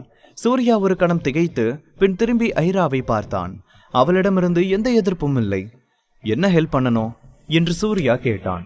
ஜெரினா தன் மனதை உறுதி செய்தவள் போல் உதடுகளை மெதுவாக கடித்துக்கொண்டே, இங்கிருந்து என்ன கூட்டிட்டு போக முடியுமா என்று ஜெரினா பாவமாக கேட்டாள். அதை கேட்டு சூர்யாவுக்கு தலைவலி ஏற்பட்டது. அவன் முதல் முறையாக சந்தித்த இந்த பெண் யாரென்று தெரியாத 2 அந்நியர்களுடன் வெளியே ஓடிப்போகும் அளவுக்கு தைரியமாக இருப்பாள் என்று சூர்யா எதிர்பார்க்கவில்லை. எங்களை பார்த்து உனக்கு பயம் இல்லையா என்று கேட்டான் சூர்யா. ஆனால் அந்த பெண்ணின் பதில் இன்னும் அப்பாவியாக இருக்கும் என்று அவன் எதிர்பார்க்கவில்லை. உங்க 2 பேரையும் ஃபர்ஸ்ட் பார்க்கும்போது நீங்க கெட்டவங்களா இருக்க மாட்டீங்கன்னு எனக்கு தெரிஞ்சது. அதுவும் இந்த அக்கா ரொம்ப அழகா இருக்காங்க. இவங்களை பார்க்கும்போது இந்த உலகத்திலேயே ரொம்ப கனிவான ஒரு ஆளா இவங்க தான் இருப்பாங்கன்னு எனக்கு தோணுது என்று ஜெரினா சூர்யாவையும் ஐராவையும் பார்த்து சொன்னாள். அதை கேட்டதும் பக்கத்தில் நின்றிருந்த ஐராவை பார்த்தான் சூர்யா. ஐராவின் அழகு ஒரு அசாதாரண அழகை கொண்டிருந்தது என்னவோ உண்மைதான். ஆனால் அதை தொடர்ந்து ஜெரினா சொன்னதுதான் அவன் ஐராவை பார்த்த பார்வைக்கான அர்த்தம். இருப்பினும் இந்த வகையான அலட்சியம்தான் மக்களை 1000 மைலுக்கு அப்பால் வைத்திருக்க முடிந்தது. இருப்பினும் இந்த அப்பாவி பெண் உண்மையில் ஐராவை மிகவும் நம்பினாள். இருந்தும் சூர்யா தலையை ஆட்டியபடியே, எங்களால உன்னை எங்க கூட்டிட்டு போக முடியும்? நாங்க போற இடம் ரொம்ப மோசமா இருக்கும் என்று சூர்யா ஜெரினாவை பார்த்து சொன்னான். சூர்யாவின் வார்த்தைகளை கேட்ட ஜெரினா உடனே மனமுடைந்து தன் படுக்கையில் அமர்ந்து கொண்டாள். எங்க கூட வா என்று ஐரா ஜெரினாவை பார்த்து சொன்னாள். ஐரா உண்மையில் பேசுவாள் என்று அவள் எதிர்பார்க்கவில்லை. சூர்யா ஐராவை நம்பாமல் அவளை பார்த்து, நம்ம கூட வரட்டுமா? இந்த பொண்ணு நம்ம கூட வந்தா என்ன பிரச்சனை வரும்னு உனக்கு தெரியும் தானே? தேவையில்லாம நாமளே ஏன் பிரச்சனையை விலை கொடுத்து வாங்கணும் சொல்லு என்று சூர்யா ஐராவை பார்த்து கேட்டான். ஐரா வழக்கம் போல சூர்யாவிடம் எதையும் விளக்கவில்லை. கட்டிலில் அமர்ந்திருந்த ஜெரினா அதை கேட்டு மகிழ்ச்சியுடன் எழுந்து நின்றாள். சூர்யாவை கட்டிப்பிடித்து நன்றி சொல்ல வேண்டும் என்று தோன்றியது. ஆனால் சூர்யா ஒரு ஆணாக இருப்பதையும் அவன் முகத்திலிருந்து வந்த கோபத்தையும் அவள் கவனித்த போது அவள் அதை கைவிடுவதை தவிர வேறு வழியில்லை. ஜெரினா உடன் வருவதற்கு ஐரா ஏற்கனவே சம்மதித்து விட்டதால் சூர்யாவால் ஒன்றும் செய்ய முடியவில்லை. இருந்தாலும் யாரோ ஒருவரின் பேத்தியை அப்படியே வேறு ஒருவரின் வீட்டிலிருந்து அழைத்து செல்வது ஒரு விசித்திரமான யோசனையாக தோன்றியது. என்னதான் நீ எங்க கூட வர இவ ஒத்துக்கிட்டாலும் உன்னை கூட்டிட்டு போறது கொஞ்சம் கஷ்டம். இது உங்க ஃபேமிலிக்கு தெரிஞ்சதுன்னு வை, சும்மா விட மாட்டாங்க என்று சூர்யா சொன்னான். அதற்கு ஜெரினா சிறிதும் கவலைப்படாமல், நீங்க அதை பத்தி எந்த கவலையும் பட வேண்டாம், நான் அதுக்கு ஏற்கனவே பிளான் பண்ணிட்டேன் என்று உற்சாகமாக சொன்னாள். அப்படி சொன்னவள் பெரிதாக இருந்த தன் அலைமாரியில் இருந்து ஒரு பையை எடுத்து தன் முதுகில் போட்டாள். திரும்பி சூர்யாவையும் ஐராவையும் பார்த்து, என் கூட வாங்க என்று இருவரையும் பார்த்து சொன்னாள். யாருடன் இங்கே இருந்து தப்பித்து போவது என்பதை தவிர மற்ற எல்லாவற்றையும் அவள் நீண்ட காலத்திற்கு முன்பே தயார் செய்திருக்க வேண்டும் என்பது போல இருந்தது அவளின் செயல்பாடுகள் அனைத்தும். சூர்யா திரும்பி ஐராவை ஒரு முறை பார்த்தான். அடுத்து என்ன என்பது போல இருந்தது அவனின் அந்த பார்வை. இது அவள் செய்வதாக உறுதியளித்த ஒன்று. அதனால் அதை அவளை தொடர விட்டான். இருப்பினும் ஐரா இந்த இடத்தை விட்டு வெளியேற தயாராகி ஜெரினாவின் பின்னால் சென்றாள். சூர்யா காரை சாலையோரம் நிறுத்தி 2 பெண்கள் எப்போது வருவார்கள் என்று காத்திருந்தான். ஜெரினா அங்கிருந்து புறப்பட திட்டமிட்ட பிறகு அவளுக்காக அங்கே காத்திருக்க வேண்டும் என்ற இடத்தை சொல்லி சூர்யாவை அந்த சாலையோரம் காத்திருக்க சொன்னாள். சிறிது நேரம் கழித்து காட்டிலிருந்து 2 உருவங்கள் வெளிப்பட்டன. அந்த உருவங்களில் ஒன்று ஐரா, இன்னொரு உருவம் ஜெரினா. முதுகில் ஒரு பையை மாட்டிக்கொண்டு ஜெரினா மிக எளிதாக அங்கிருந்து வெளியே ஓடி வந்து விட்டாள். தன் மகள் விளையாடுவதை பார்க்கும் ஒரு தாயை போல் அவள் பின்னாலேயே பின்தொடர்ந்தாள் ஐரா. அவர்கள் சூர்யாவின் காருக்கு பக்கத்தில் வந்ததும் அவர்கள் தப்பிப்பது கிட்டத்தட்ட ஒரு முடிவுக்கு வந்ததாக தோன்றியது. இருப்பினும் இந்த புதிய நபரை பார்த்து சூர்யா சற்று அசௌகரியமாக உணர்ந்தான். அவர்கள் இருவரும் காரில் ஏறியதும் கார் ஸ்டார்ட் ஆனது. பறந்து கிடந்த பூமியில் ஒரு தனிமையான கார் வானத்தின் முனையை நோக்கி வேகமாக ஓடிக்கொண்டிருந்தது. வானம் வெள்ளை மேகங்களால் நிறைந்திருந்தது. பரந்த நீல வானத்தின் மேலே மேகங்கள் பல்லாயிரக்கணக்கான வடிவங்களாக பரவி கிடந்தது. சூடான சூரிய ஒளி சூர்யாவின் உடலில் வந்து விழுந்தது. ஐரா முன் சீட்டில் சூர்யாவுக்கு பக்கத்தில் அமர்ந்திருக்க சூர்யா காரை ஓட்டி கொண்டிருந்தான். ஜெரினா ஒரு சிறிய சால்வையை அவள் மடியில் வைத்தாள். கண்களை மூடிய சிறிது நேரத்தில் அவள் தூங்கி போனாள். கார் பெட்ரோல் நிலையத்திற்குள் சென்றது. காரிலிருந்து இறங்கிய சூர்யா பெட்ரோல் நிரப்புமாறு அங்கே இருந்த பங்க் ஊழியர்களிடம் கூறினான். அவர்களிடம் சொல்லிய பிறகு அருகில் இருந்த ஸ்டோருக்குள் சென்று அவர்களுக்கு தேவையான உணவும் தண்ணீரும் வாங்கினான். எல்லாம் வாங்கிவிட்டு வெளியே வரும்போது 3-4 கருப்பு நிற SUV கார்கள் பெட்ரோல் நிலையத்திற்குள் புகுந்து சூர்யாவின் காரை சூழ்ந்தன. ஜெரினா காருக்குள் பின் சீட்டில் அமர்ந்திருந்தவாறே அங்கே என்ன நடக்கப் போகிறதோ என்று கொஞ்சம் பீதி அடைந்தாள். வந்தவர்கள் யார் என்று சூர்யாவும் தெரிந்து வந்தவர்களை பற்றி அவன் பெரிதாக கவலைப்படவில்லை. அங்கே நடந்த காட்சிகளை பார்த்து கொண்டே அவன் மெதுவாக அவன் காரை நோக்கி நடந்து சென்றான். காரிலிருந்து இறங்கியவர் உண்மையில் ஊன்றுகோல் வைத்திருந்த முதியவர். அந்த பெரியவர் வைத்திருந்த கைத்தடியில் ஒரு அடியை தரையில் தட்டினார். அவர் தடியின் அடியில் இருந்த எக்கு தரையில் மோதியது. உரத்த மற்றும் சக்தி வாய்ந்த ஒளியை உருவாக்கியது. ஸ்டோரின் வாசலில் இருந்து நடந்து வந்து கொண்டிருந்த சூர்யாவை கண்கள் சிவக்க கோபமாக ஒரு பார்வை பார்த்தார். உங்களுக்கு என்ன பத்தி தெரியாது, இருந்தாலும் நீங்க இப்படி பண்ணியிருக்க கூடாது என்று இருண்ட தோணியில் சூர்யாவை பார்த்து கூறினார். சூர்யா மனதுக்குள் சிரித்தான். இது உண்மையில் அவன் செய்ய விரும்பவில்லை. இருப்பினும் அவனுக்கு அந்த முதியவரை பிடிக்கவில்லை. அதனால் தானோ என்னவோ அவன் உண்மையில் எந்த கவலையும் படவில்லை. நிறைய பேர் வந்திருக்க மாதிரி தெரியுது, அதை வச்சு பார்த்தா அவளை திருப்பி கூட்டிட்டு போக வந்திருக்கியோ? எனக்கு தெரியல அது உன்னால முடியுமான்னு என்று சூர்யா அந்த முதியவரை பார்த்து நக்கல் கலந்த தோணியில் சொன்னான். அவன் சொன்னதை கேட்ட முதியவருக்கு கோபம் தலைக்கு ஏறியது. நீங்க ரொம்ப பெரிய ஆளுன்னு எனக்கு தெரியும் சூர்யா. உங்களை வீழ்த்தக்கூடியவங்க இந்த உலகத்துல ரொம்ப கம்மியா தான் இருக்காங்க. நீங்க இப்படி எல்லாரையும் பகைச்சுக்கிட்டு போனா உங்க முடிவு ரொம்ப தூரத்துல இருக்காது, அத மனசுல வச்சுக்கோங்க என்று அந்த பெரியவர் சூர்யாவை பார்த்து உள்ளுக்குள் இருந்த கோபத்தை வார்த்தைகளால் வெளிப்படுத்தினார். அங்கதான் நீங்க என்ன தப்பா நினைச்சிட்டு இருக்கீங்க. நான் எல்லார்கிட்டையும் சண்டை போடுறதில்ல, உன்ன மாதிரி ஆளுங்க கூட மட்டும்தான். உன்னை ஆரம்பத்துல இருந்தே எனக்கு பிடிக்கல என்று சூர்யாவும் சிரித்து கொண்டே சொன்னான். அந்த முதியவரின் முகபாவத்தில் உடனே பயம் வந்தது. அப்போது காரில் இருந்து மற்றொருவன் இறங்கினான். அவன் மீசை காது வரைக்கும் இருந்தது. அதை கையால் தடவி விட்டு கொண்டே சூர்யாவை பார்த்தான். நீ சூர்யாவா? ஸ்கை ஹில் ஸ்கூல் கிட்ட இருந்தே நீ எஸ்கேப் ஆயிட்டனா? உன்கிட்ட ஏதோ கொஞ்சம் திறமை இருக்குன்னு நினைக்கிறேன் என்று அவன் சூர்யாவை பார்த்து சற்று எச்சரிக்கை விடுவது போல சொன்னான். பேசியவனை சூர்யா இதற்கு முன்பு பார்த்ததில்லை. ஆனால் தன்னை யார் என்று அவனுக்கு தெரிந்தும் அவன் அத்தகைய வார்த்தைகளை சொல்ல துணிந்தான். அவன் யாராகவும் இருக்கக்கூடும் என்று சூர்யா நினைத்தான். நீ யாருன்னு எனக்கு தெரியல. ஒருவேளை உனக்கு ஏதாவது பேர் இருந்தா சொல்லு, இல்லாட்டி நான் உன்னை அடிச்சு காலி பண்ணதுக்கு அப்புறம் கேட்க முடியாம போயிருச்சுன்னா என்ன பண்றது என்று சூர்யா அந்த மீசை வைத்தவனை பார்த்து சொன்னான்.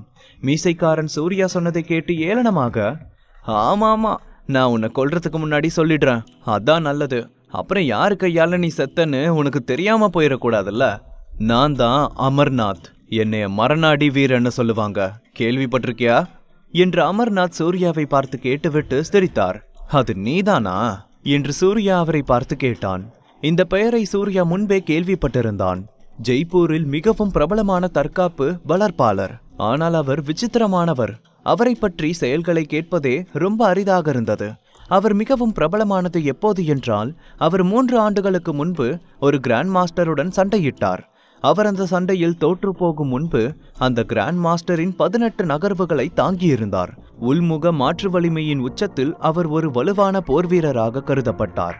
சூர்யா கிராண்ட் மாஸ்டர் ஐராவின் 3 நகர்வுகளை தன்னால் தாங்க முடியவில்லை என்று சூர்யா ஒப்புக்கொண்டான். ஒருவேளை அவனை விட அவனது எதிரி மிகவும் சக்தி வாய்ந்தவராக இருக்கலாம். இருந்தாலும் அவன் இன்னும் சண்டையிடவில்லை. தோல்வியை ஒப்புக்கொள்ளும் பழக்கம் சூர்யாவுக்கு எப்போதும் இருந்ததில்லை. அமர்நாத் உற்று பார்க்கும்போது சூர்யாவின் வண்டியில் முன் இருக்கையில் இன்னும் ஒருவர் அமர்ந்திருந்தார் என்று தெரிந்து கொண்டார்.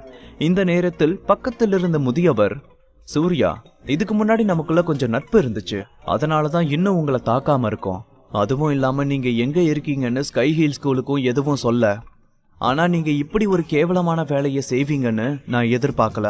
நீங்க பண்ணாத எங்களால பொறுத்துக்கவே முடியல என்று அந்த பெரியவர் பேசிக்கொண்டிருக்க, ஹேய் நிறுத்து நிறுத்து, பேச்ச குறை. சண்டை போடணும்னா வா சண்டை போடலாம், உனக்கு நான் கம்பெனி கொடுக்கறேன் என்று சூர்யா சொல்லிக் கொண்டிருக்கும் போதே அமர்நாத் அவனை நோக்கி வந்திருந்தார். நிச்சயமாக அவரது உடலில் உள்ள வலிமை ஒப்பிட முடியாத வலிமையாக இருந்தது. அவன் உள்ளங்கையை பார்த்தபடியே பலத்த காற்று வீசியது. சூர்யா அதை தடுக்கவில்லை. ஆனால் அவனது எதிரியின் உள்ளங்கையின் அடி மிகவும் பெரிதாக இருந்தது. இந்த உள்ளங்கையை திருப்பி அடித்தால் தனக்கு பலத்த காயம் ஏற்படும் மற்றும் உள்ளுறுப்புகளிலும் காயம் ஏற்பட்டு விடுமோ என்று சூர்யா பயந்தான்.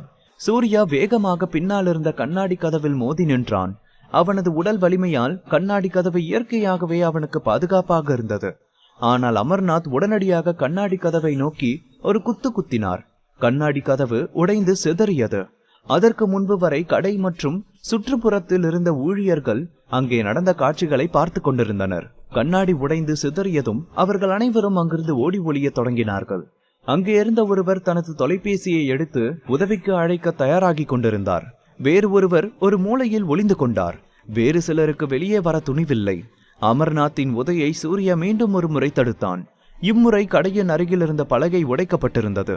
அது மிகவும் முக்கியமாகவும் வேகமாகவும் இருந்ததால் மக்களால் அதை சமாளிக்க முடியவில்லை. நிலைமை புரிந்த சூர்யாவாலும் அதை தட்டி கழிக்கத்தான் முடிந்தது. இந்த அமர்நாத் உண்மையிலேயே சக்தி வாய்ந்தவன்தான் என்று மனத்திற்குள் ரகசியமாக நினைத்து கொண்டான். அமர்நாத்தின் தொடர்ச்சியான தாக்குதல்கள் சூர்யாவுக்கு போராட எந்த வாய்ப்பையும் கொடுக்கவில்லை. ஆனாலும் அவனால் அந்த தாக்குதலை கைவிட முடியவில்லை. கடைசியில் சூர்யாவுக்கு ஒரு வாய்ப்பு கிடைத்து எதிராளி மூச்சு விட சில நொடி கொடுத்தார். அதை பயன்படுத்தி கொண்ட சூர்யா தொடர்ச்சியான நகர்வுகளை தொடங்கினான். சூர்யா திரும்பி தாக்குதலை தொடங்கியதும் அவனது எதிராளிக்கு வேறு வழி இல்லை. திரும்பி அந்த தாக்குதலை தடுப்பதை தவிர வேறு எதுவும் அவரால் செய்ய முடியாமல் போனது.